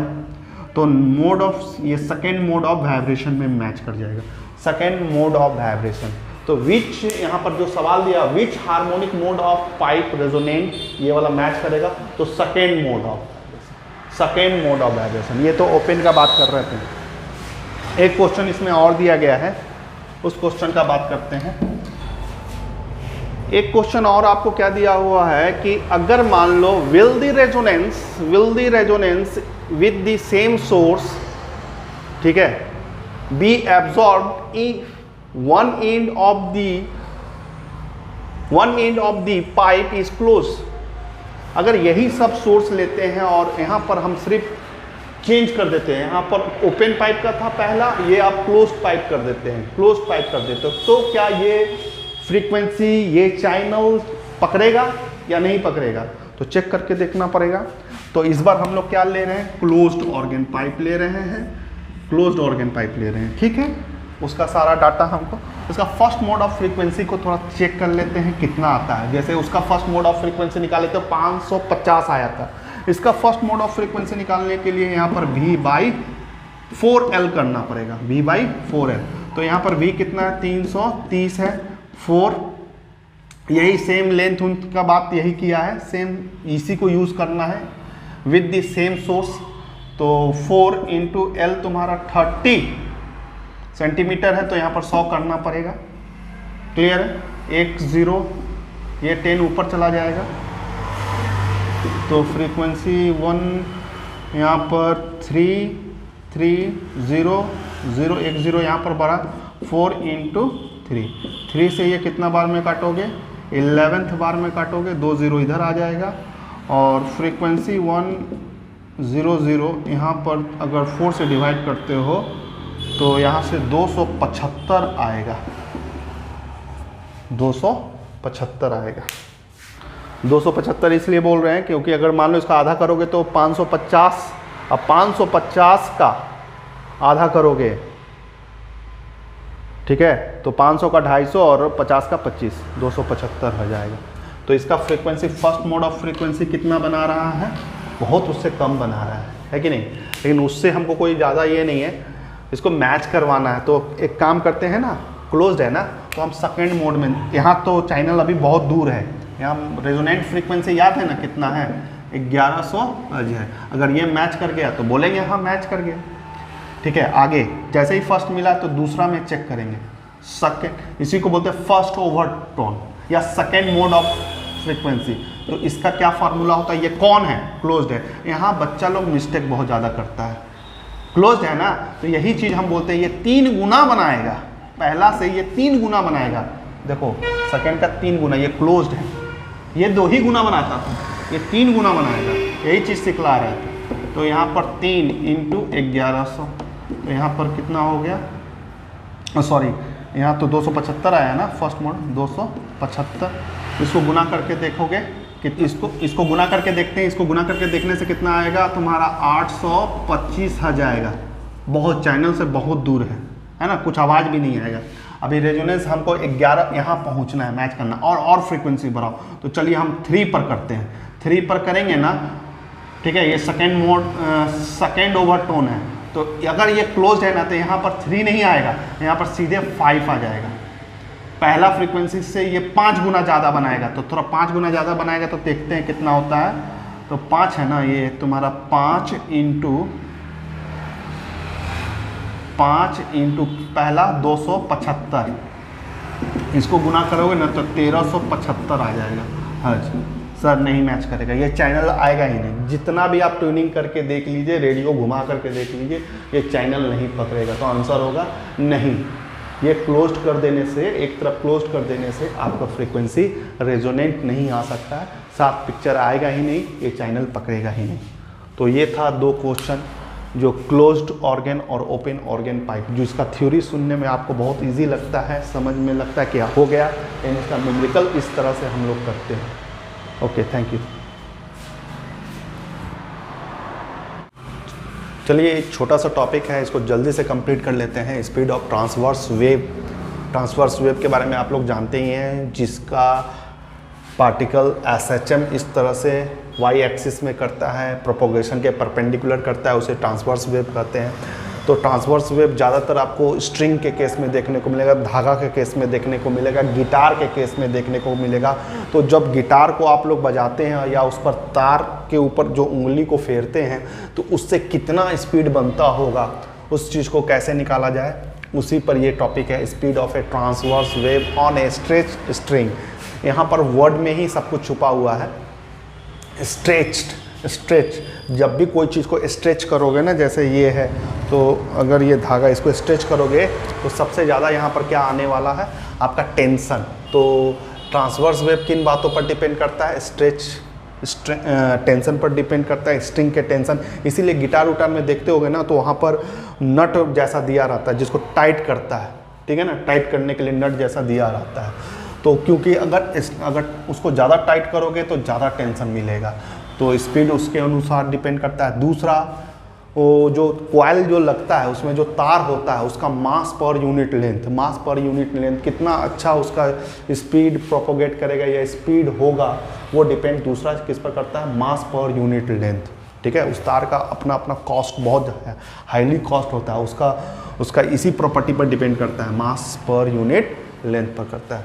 तो हमको क्या निकालना है, हमको उसका पैसा उसा नहीं देखना है कि कितना कॉस्टली है, हमको निकालना ट्रांसवर्स वेव का स्पीड, स्ट्रेच स्ट्रिंग में स्पीड क्या होता है। तो डायमेंशनल मेथड से इसे बहुत ही इजी निकाला जा सकता है। जैसे स्पीड मान लेते हैं स्ट्रेच स्ट्रिंग का, ट्रांसवर्स वेव का स्पीड को v मान लेते हैं। इन 2 बातों पर डिपेंड कर रहा है, पहला तो मास नहीं है, ये मास पर यूनिट लेंथ है, और दूसरा टेंशन पर, a b करके मान लो। डायमेंशन फार्मूला, वेलोसिटी का यूनिट क्या होगा, मास तो होता नहीं है, उसका यूनिट क्या है, मीटर पर सेकेंड। तो लेंथ 1 t-1, खत्म बात। प्रोपोर्शनलिटी तोड़ोगे तो एक कांस्टेंट तो तुमको बैठाना ही पड़ेगा, बैठा दिया। मास, ये मास नहीं है, मास पर यूनिट लेंथ है, तो मास m होगा, पर यूनिट लेंथ तो l-1 होगा, टाइम नहीं है ए। और इसके बाद ये क्या है, तुम्हारा टेंशन है, ठीक है। टेंशन का मतलब फोर्स होता है, फोर्स का फार्मूला क्या होता है, mlt-2, ठीक है। कैसे आप इतना जल्दी कर रहे हैं sir, ma mass into mass का हो गया। एक्सेलरेशन का फार्मूला मीटर पर सेकेंड स्क्वायर, ये फोर्स का डायमेंशन आ गया यहाँ पर भी। क्लियर है यार। k को यार 1 मान लो, k को तुम 1 मान लो, k को जैसे ही मानोगे तो यहाँ से मल्टीप्लाई कीजिए, m0 है, l1 है, t-1 है, यहाँ पर ma है, l-a है, mb है, lb है, t-2b है, हो गया। इक्वेट कीजिए, m0 L1t minus 1 m a plus b l minus a plus b t minus 2b हो गया। और उसके बाद क्या करते हैं, कंपेयर करते हैं। क्या करते हैं, कंपेयर करते हैं। तो यहाँ कंपेयर करने से a प्लस b इक्वेशन कितना आ रहा है इसका 0, लेंथ का a माइनस b इक्वेट करने पर कितना आ रहा है आपका 1 आ रहा है, और माइनस 2b वो कितना आ रहा है -1 आ रहा है। ये हटाओ तो b का वैल्यू बहुत आसानी से 1/2 मिल गया। पहला इक्वेशन पर a plus b equal to 0, तो b के जगह पर आप 1/2 लिख सकते हैं, तो a का वैल्यू -1/2 आया। तुरंत इसको इसी वैल्यू पर बैठाइए, यहाँ पर यूज़ कर लीजिए इसको, ठीक है। बॉक्स बना रहे हैं v डायरेक्टली प्रोपोर्शनल, ठीक है।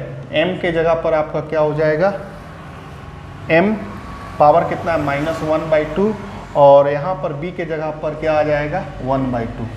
क्लियर है यहाँ तक। इसको कैसे लिख सकते हो,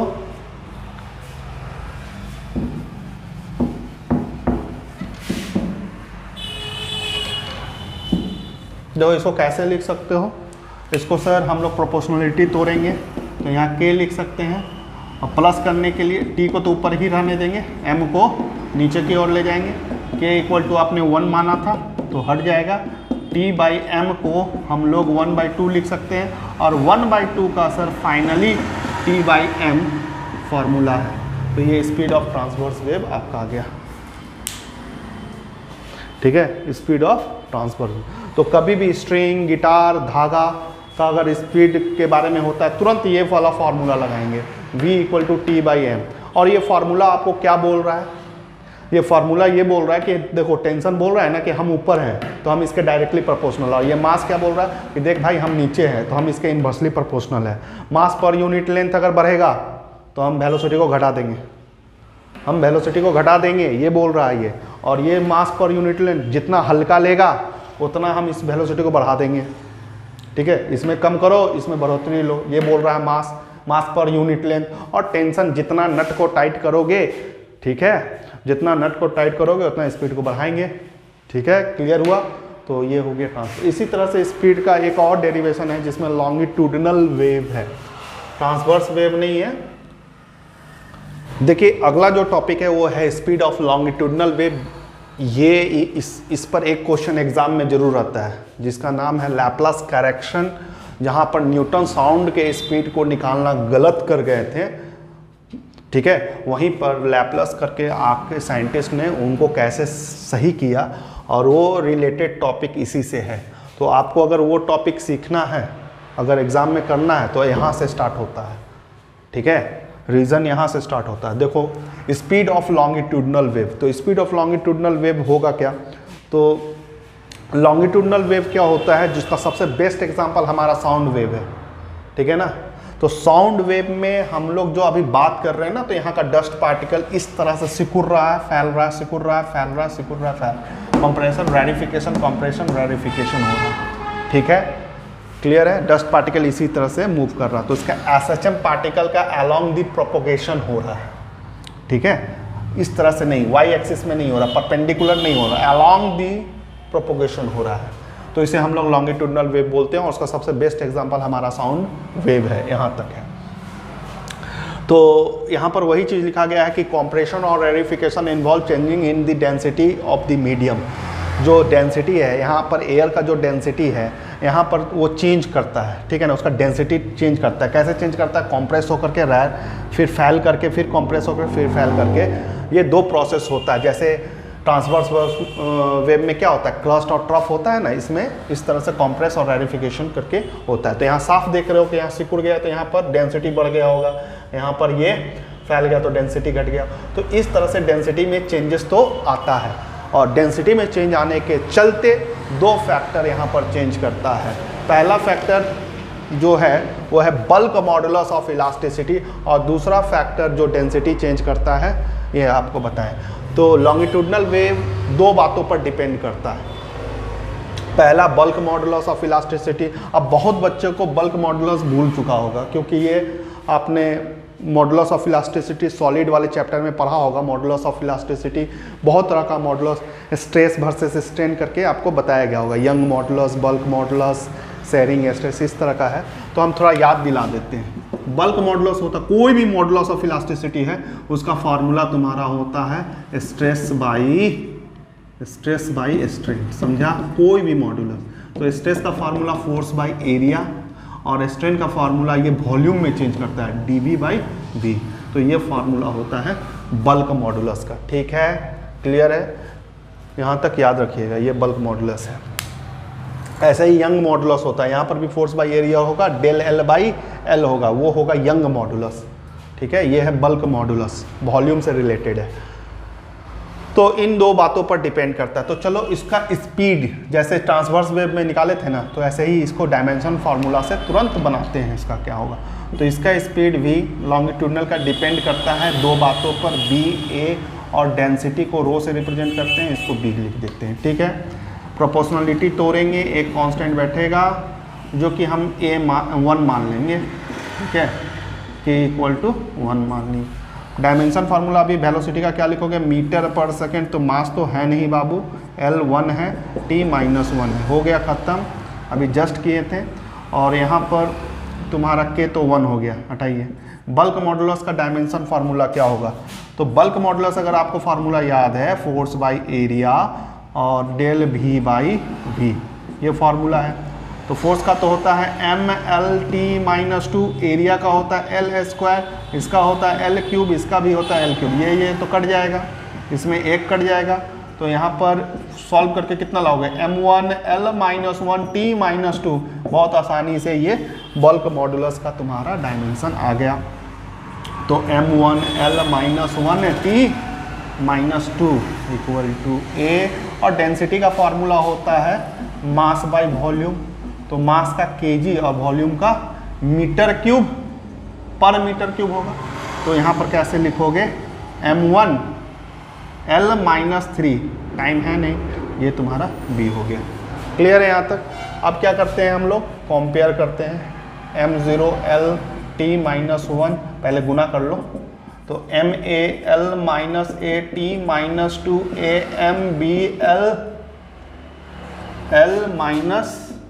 AMBL-3B, यहाँ तक हो गया। कंपेयर करेंगे, m0L-T-1 MA+B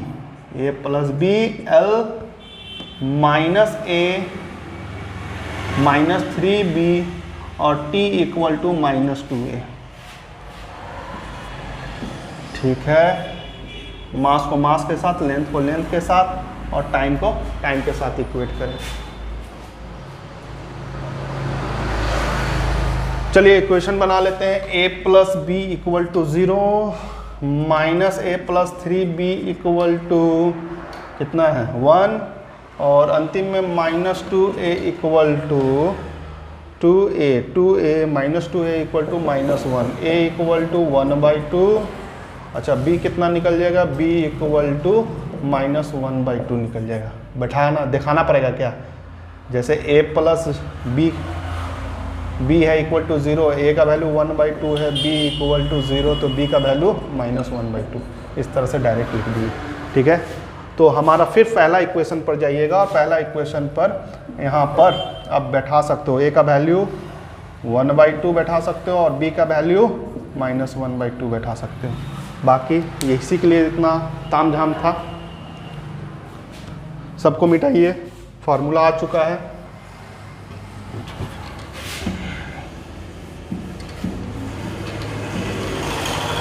तो लॉन्गिट्यूडनल स्पीड कितना होगा, k इक्वल टू, तो आपने 1 माना है, तो इसको b और रो नीचे चला गया और रूट। ठीक है, तो ये तुम्हारा आपको देखने को मिला लॉन्गिट्यूडनल, स्पीड ऑफ लॉन्गिट्यूडनल। तो 3 फार्मूला है बच्चा लोग, ये आप लोग याद रखिएगा। जैसे वेव वेलोसिटी बोलते हैं, वेव वेलोसिटी बोलेगा, उसको v लैम्डा फ्रीक्वेंसी एक रिलेटेड, और तीसरा क्या पूछ सकता है, लॉन्गिट्यूडनल स्पीड अगर पूछेगा तो क्या जवाब दोगे? यहाँ पर लिखोगे root under t by m और यहाँ पर लिखोगे बी बाई रो। ये तुम्हारा एग्जाम के लिए एक क्वेश्चन इस पर बनता है, लैप्लास करेक्शन। देखिए स्पीड ऑफ लॉन्गिट्यूडनल वेव, जैसे अब हम लोगों को तो मिल गया कि स्पीड लॉन्गिट्यूडनल वेव किस स्पीड से मूव करता है, ये जैसे ही मिला था तो न्यूटन्स के दिमाग में ये आया था कि सबसे पहले स्पीड ऑफ साउंड का स्पीड को निकाल लिया जाए, ठीक है। और चूंकि ये साउंड वेव हम लोग का लॉन्गिट्यूडनल वेव है और लॉन्गिट्यूडनल वेव का फॉर्मूला क्या है, v equal to bulk modulus divided by density. ये उनके फॉर्मूला को यूज़ करते हुए उन्होंने स्पीड ऑफ साउंड वेव निकालने का तय किया, ठीक है। इसीलिए इस टॉपिक का नाम है Newton's formula for velocity of sound in air, ये टॉपिक का नाम है। लेकिन अब इतने बड़े साइंटिस्ट से भी मिस्टेक हुआ, ये देखने के लिए ये टॉपिक थोड़ा इंटरेस्टेड लगता है कि न्यूटन साहब से कैसे गलती हो गया। तो न्यूटन जी से गलती हो गया, बस ये वर्ड गलती हो गया था कि ये जो सोचे ना कि यहाँ पर, इससे पहले हम लोग थर्मोडायनेमिक्स में पढ़े हुए हैं कि जब भी प्रेशर वॉल्यूम में बदलाव होता है तो कोई ना कोई प्रोसेस होता है। जैसे प्रेशर और वॉल्यूम बदलता है और टेम्परेचर कांस्टेंट होता है तो हम उसे आइसोथर्मल बोलते हैं। प्रेशर और वॉल्यूम अगर बदलता हो, टेम्परेचर भी बदलता हो और हीट का फ्लो रुक जाए तो उसे एडियाबैटिक बोलते हैं। ऐसे बहुत तरह का तुम लोगों ने प्रोसेस पढ़ा होगा, आइसोथर्मल प्रोसेस, एडियाबैटिक प्रोसेस, आपका सुबकोरिक प्रोसेस, ये सब बहुत सारा प्रोसेस आप लोगों ने पढ़ा होगा थर्मोडायनेमिक्स में। तो ठीक इसी तरह से इनका मानना था न्यूटन साहब का कि हवा जिस तरह से सिकुड़ रहा है, जैसे हम लोग बात कर रहे थे, यहाँ का डस्ट पार्टिकल सिकुड़ जा रहा है, फिर रेरिफिकेशन हो रहा है, फिर सिकुड़ रहा है, फिर रेरिफिकेशन हो रहा है, फैल रहा है। इससे जब ये सिकुड़ रहा है तो यहाँ पर क्या हो रहा है, हीट, जो अमाउंट ऑफ हीट बढ़ जा रहा होगा, ठीक है ना। हीट यहाँ पर इंक्रीज कर जा रहा हो क्योंकि कंप्रेस होने की वजह से हीट इंक्रीज कर जा रहा होगा। और जैसे ही हवा रेरिफिकेशन में आ रहा होगा तो वो जो यहाँ पर हीट जो बढ़ा है वो आपको एटमॉस्फेयर में जा करके उसे ठंडा कर दिया जा रहा है। मतलब वो जो हीट बना है वो सराउंडिंग में लॉस्ट हो जा रहा है। और इस तरह से करके हम लोग टेम्परेचर को कांस्टेंट कर सकते हैं। यह सोच किनका था, न्यूटन साहब का। और इस तरह से प्रेशर और वॉल्यूम में तो चेंज हो गया, प्रेशर और वॉल्यूम में चेंज आया है, ठीक है। और यहाँ पर हम लोगों का टेम्परेचर कांस्टेंट होता है। और यह सोच करके वो एज्यूम करते हैं, न्यूटन साहब एज्यूम करते हैं कि ये जो पूरा प्रोसेस हम लोग जो बात कर रहे हैं साउंड वेव में, आइसोथर्मल प्रोसेस होता है। मतलब प्रेशर और वॉल्यूम में चेंज होता है और टेम्परेचर यहाँ कांस्टेंट होता है। तो ये आइसोथर्मल चेंज है। और आइसोथर्मल का अगर चेंज आप लोग पढ़े हैं तो आप जानते हैं पी भी इक्वल टू कांस्टेंट हो जाता है। जब आइसोथर्मल चेंज होता है तो पी भी इक्वल टू कांस्टेंट माना जाता है। और जब अगर यही एडियाबैटिक चेंज होता तो पी भी गामा इक्वल टू कांस्टेंट माना जाता, ठीक है। देखो ये सब टॉपिक आपको थर्मोडायनेमिक्स में पढ़ाया गया होगा, ठीक है। तो फिलहाल इनके अनुसार से ये चेंज क्या है, आइसोथर्मल है। इसके पीछे का रीज़न हम आपको अब बताएं यहाँ पर, ठीक है। इसके बाद ये डिफ्रेंशिएट किए, इसे डिफ्रेंशिएट करना है तो P dV प्रोडक्ट रूल लगा रहे हैं, V dP कांस्टेंट का डिफ्रेंशिएशन 0 हो गया। बहुत अच्छा, यहाँ तक समझ में आया होगा, कोई बहुत बड़ा काम नहीं किए हैं, प्रोडक्ट रूल लगाए हैं डिफ्रेंशिएशन का। यहाँ पर हमको P निकालना है, इस टर्म को निकालना है, इसको हम उधर ले जाते हैं। P dV equal to minus V dP, ठीक है। P equal to minus V dP divided by dV। इसको थोड़ा सजा करके लिखना चाहे ना तो हम ऐसे भी लिख सकते हैं, minus dP divided by dV by V। अरे भाई ऊपर करेंगे ना तो वही आ जाएगा, ऊपर जब करेंगे तो वही चीज़ आ जाएगा। यहाँ तक आपको पूरा इजीली समझ में आ गया। लेकिन अगर इसको ध्यान से देखेंगे ना तो कहीं ये बल्क मॉडुलस का फॉर्मूला तो नहीं, अरे फोर्स बाई एरिया तो प्रेशर ही है, नीचे में डेल भी है और वी है। तो ये चीज़ को तो हम बी लिख सकते हैं, मतलब बी यहाँ पर B इक्वल टू P लिखा जा सकता है। ये डिफ्रेंसिएशन करने का मकसद क्या था? ये डिफ्रेंसिएशन करने का मकसद था कि बल्क मॉडुलस को P से हम कन्वर्ट कर सकते हैं। कैसे कर सकते हैं? यहाँ पर डेरिवेशन करके आपको छोटा सा दिखाया गया। अब इस फार्मूला में चेंज आ चुका है। अब ये जो लॉन्गिट्यूडनल का फार्मूला है इसको और करके लिख रहे हैं, इसको V equal to root under P by rho भी लिखा जा सकता है। क्लियर है? यहां तक समझ में आया? ठीक।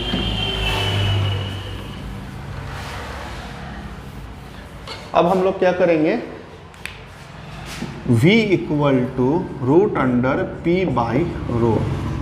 ठीक है, प्रेशर का फार्मूला सब कोई जानता है, रो GH होता है।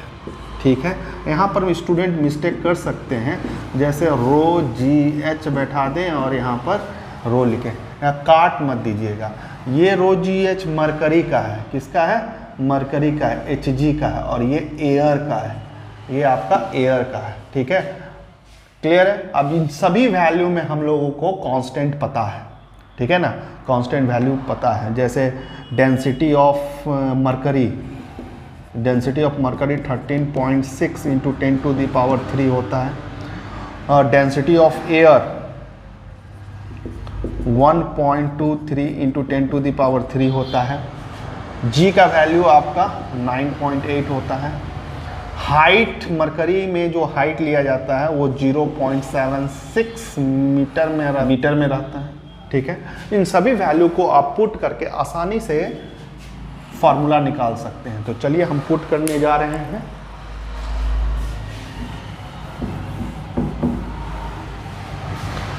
तो इसके जगह पर आप बैठाइएगा Hg का जगह पर 13.6 इंटू 10⁻³ 9.8 0.76 डिवाइडेड बाई एयर का होता है 1.29 होता है 9 इंटू 10⁻³ इसको बच्चा लोग सॉल्व कीजिएगा ना, 3 होता है, इसको सॉल्व कीजिएगा ना तो आपका 280 मीटर पर सेकेंड आएगा, जो कि सही नहीं है, क्योंकि हम लोग नॉर्मली जानते हैं कि साउंड का स्पीड कितना होता है, 332 होता है, 332 होता है। तो ये यहाँ पर आपका कम आ रहा था और इसे कैटेगरी में डाला गया न्यूटन्स का एरर को, है ना। तो इसे बोला जाता है न्यूटन्स एरर, ठीक है ना। न्यूटन्स की गलती कहाँ पर हुआ था ये याद रखिएगा, आइसोथर्मल चेंज सोचने पर ही गलती हुआ था। अब इसका सही कैसे किया जाए, कौन साइंटिस्ट आकर के इसको सही किए हैं, लैपलेस करेक्शन बोल करके एक साइंटिस्ट के नेम पर ही है, वो कैसे इसको करेक्ट करते हैं, बस एक वर्ड चेंज करते हैं उसमें, वो आइसोथर्मल चेंज ना सोच करके उसको हम लोग क्या सोचते हैं, वो ये एडियाबेटिक चेंज है, ठीक है, क्लियर है। देखिए ये वाला जो क्वेश्चन है थोड़ा एग्जाम में आ जाता है तो थोड़ा सा बना करके आपको लिखना होगा, थोड़ा थ्योरी पार्ट भी लिखना होगा, नहीं तो मार्क्स कटने का चांसेस रहेगा, ठीक है। तो एज न्यूटन्स तो ये सोच करके उनका सोच को बता दिए, लैपलेस का क्या सोच था, वो टेड out that Newton assumption was wrong. Laplace ये बोलते हैं कि भाई न्यूटन्स का जो सोच था ना, सोच था कि ये आइसोथर्मल प्रोसेस है, वो गलत सोच था। यहाँ पर आपका आइसोथर्मल चेंज या प्रोसेस ना हो करके यहाँ पर जो साउंड प्रोपोगेट कर रहा है एयर में वो एडियाबेटिक प्रोसेस है। अब इसके पीछे वो लॉजिक क्या देते हैं, रीज़न क्या देते हैं, तो according to Laplace change in pressure and volume of a gas are not a isothermal but adiabatic because, पहला पॉइंट ऐसे करके लिखिएगा आंसर में, बिकॉज अगर आप इसको हम समझाने से पहले ऐसे भी बोल देते हैं, अगर आप एसेंशियल कंडीशन थर्मोडायनेमिक्स में पढ़े होंगे या जा करके देखिए टीचर लिखवाए होंगे, what are the essential condition for isothermal process और एडियाबेटिक प्रोसेस। तो एडियाबेटिक प्रोसेस में 2 पॉइंट आपको बहुत इंपॉर्टेंट मिलेगा कि ये प्रोसेस होने के लिए सबसे ज़्यादा इंपॉर्टेंट किस बात का ज़रूरत है, कि इसका जो एक्सपेंसन और कंप्रेशन होता है, मतलब वॉल्यूम में जो चेंज आता है और प्रेशर में जो चेंज आता है वो बहुत फास्ट होना चाहिए। इसलिए वहाँ पर ब्लास्टिंग ऑफ टायर या ब्लास्टिंग ऑफ ट्यूब का एग्जाम्पल दिया गया है, क्योंकि इस तरह से चेंज होने में हीट को समय ही ना दिया जा सके कि वो एक्सचेंज करे सराउंडिंग में, ठीक है। तो ये प्रोसेस बहुत ही फास्ट होता है, वहाँ पर ही आइसोथर्मल प्रोसेस बहुत स्लो होता है। तो पहला पॉइंट ये इनका पूरा सटीक बैठता है कि जो हम लोग बात करते हैं वहाँ पर एक्सपेंशन, ये जो प्रोसेस कंप्रेस हो गया, रेरिफिकेशन हो गया, कंप्रेस हो गया, ये तो बहुत फास्ट हो रहा है। क्योंकि इसका मान लीजिए ऐसे तो हम लोग जान रहे हैं 332 तुम्हारा अगर कोई भी बात करते हो वो कितना देर तक में चला जाता है दूसरे के, बहुत फास्ट वर्क करता है। तो यहाँ पर जो प्रोसेस हो रहा है एक्सपेंशन या ऐसे बोले प्रेशर में जो चेंज आ रहा है या प्रेशर और वॉल्यूम में जो चेंज आ रहा है वो बहुत ही फास्ट प्रोसेस है। और ये प्रॉपर्टी तो एडियाबेटिक का है। दूसरा चीज़ एडियाबेटिक प्रोसेस में और एक इम्पॉर्टेंट होता है कि उसका जो वाल होता है ना वो एडियाबेटिक वाल होना चाहिए, मतलब जहाँ से हीट एक्सचेंज पास ना कर सके। तो एयर भी तो वही क्वालिटी रखता है, वही प्रॉपर्टी रखता है। एयर एक बैड कंडक्टर ऑफ हीट है, ठीक है, एयर एक बैड कंडक्टर ऑफ हीट है जो हीट को फ्लो होने मतलब हीट को एक्सचेंज करने में मदद नहीं करता है। तो ये दो पॉइंट से साबित होता है यहाँ पर जो हम लोग बात कर रहे हैं साउंड वेव क्या है, एक एडियाबेटिक प्रोसेस है, आइसोथर्मल प्रोसेस नहीं है। ये दो पॉइंट आपको लिखना है। वही दो पॉइंट आपको यहाँ पर लिखा हुआ है। The compression or rarefication is very fast. There is no time to exchange of heat in surrounding. Gas is a bad conductor of heat. It behave like a adiabatic valve. Thus, no exchange of heat is possible. So this process is adiabatic, not isothermal. तो ये theory में लिख दिए। अब ये change होने के बाद अब होगा क्या? अब होगा यही कि आपने जो उधर कांस्टेंट, जैसे आपने नहीं, न्यूटन साहब ने जो वहाँ पर आइसोथर्मल का कांस्टेंट लिए थे ना, PV इक्वल टू कांस्टेंट किए थे, यहाँ पर कांस्टेंट चेंज हो जाएगा। यहाँ पर कांस्टेंट होगा PV gamma equal to constant, ये आएगा बच्चा लोग। अब इसका वही डिफ्रेंसिएशन करेंगे तो P को बाहर निकालें, इसका गामा V गामा -1 dV, इसका डिफ्रेंसिएशन हो गया, प्लस का प्रोडक्ट रूल चल रहा है तो V गामा फिर dP इक्वल टू कांस्टेंट का 0। यहाँ पर भी P को हमको निकालना है, गामा V गामा -1 dV, उसको उधर ले जाओ, माइनस V गामा dP, इसको डिवाइड करके लिखेंगे तो यहाँ P गामा को एक तरफ रखो, इसको बाकी सबको उधर करो तो minus V gamma dP V gamma -1 dV। Clear है? इसको नीचे उतार कर ला सकते हो, इसको नीचे ले जाना चाहते हैं तो यहाँ जब नीचे ले जाओगे तो dP minus V gamma -1 minus gamma dV, ये कट जाएगा। अब क्या बचा? माइनस dP और यहाँ पर V माइनस में और dV यहाँ बचा है तो gamma P equal to minus dP, इसको और नीचे लिख सकते हैं dV बाई V। फिर ये किसका याद दिला रहा है? ये तो बल्क मॉडुलस का फॉर्मूला है। कैसे? देखो बल्क मॉडुलस का फॉर्मूला है, P है, डेल B बाई B है, डेल B बाई B है, इसको हटा करके तुम क्या लिख सकते हो? B लिख सकते हो, ठीक है। तो B को हटा करके P नहीं लिखना था, गामा P लिखना था, ठीक है। ये गामा क्या होता है इसके बारे में भी आपने थर्मोडायनेमिक्स में पढ़ा होगा। ये रेशियो होता है एट कांस्टेंट प्रेशर और कांस्टेंट वॉल्यूम के बीच का रेशियो होता है, स्पेसिफिक हीट में निकाला जाता है, उसका वैल्यू है। और ये गामा का वैल्यू आपको बता देते हैं, ये अगर कांस्टेंट वर्ड यूज़ कर रहे 1.41 होता है, ठीक है। तो ये आपको ये गामा है, गामा अगर कांस्टेंट ले रहे हैं तो ये गामा कितने के बराबर होता है? 1.414 के बराबर होता है, ठीक है। अभी तक यहाँ समझ में आया? फिर से जो फार्मूला हम लोग जानते हैं, longitude speed of longitudinal wave V equal to root under B by rho, V equal to root under B gamma P लिखना था यहाँ पर, ठीक है। और रो भाई इतना का तो हम लोग निकाले हुए थे तो इसको थोड़ा सा root gamma into root P by rho, ठीक है ना। रूट गामा कितना आता है तुम्हारा? 1.414 इंटू, इसका तो 280 लाए ही थे, जब इसको करके देखा गया तो 332 मीटर पर सेकेंड आया, जो कि एक सही वैल्यू था। चलिए हो गया। लैप्लास करेक्शन में डेरिवेशन इस तरह से कर देना है।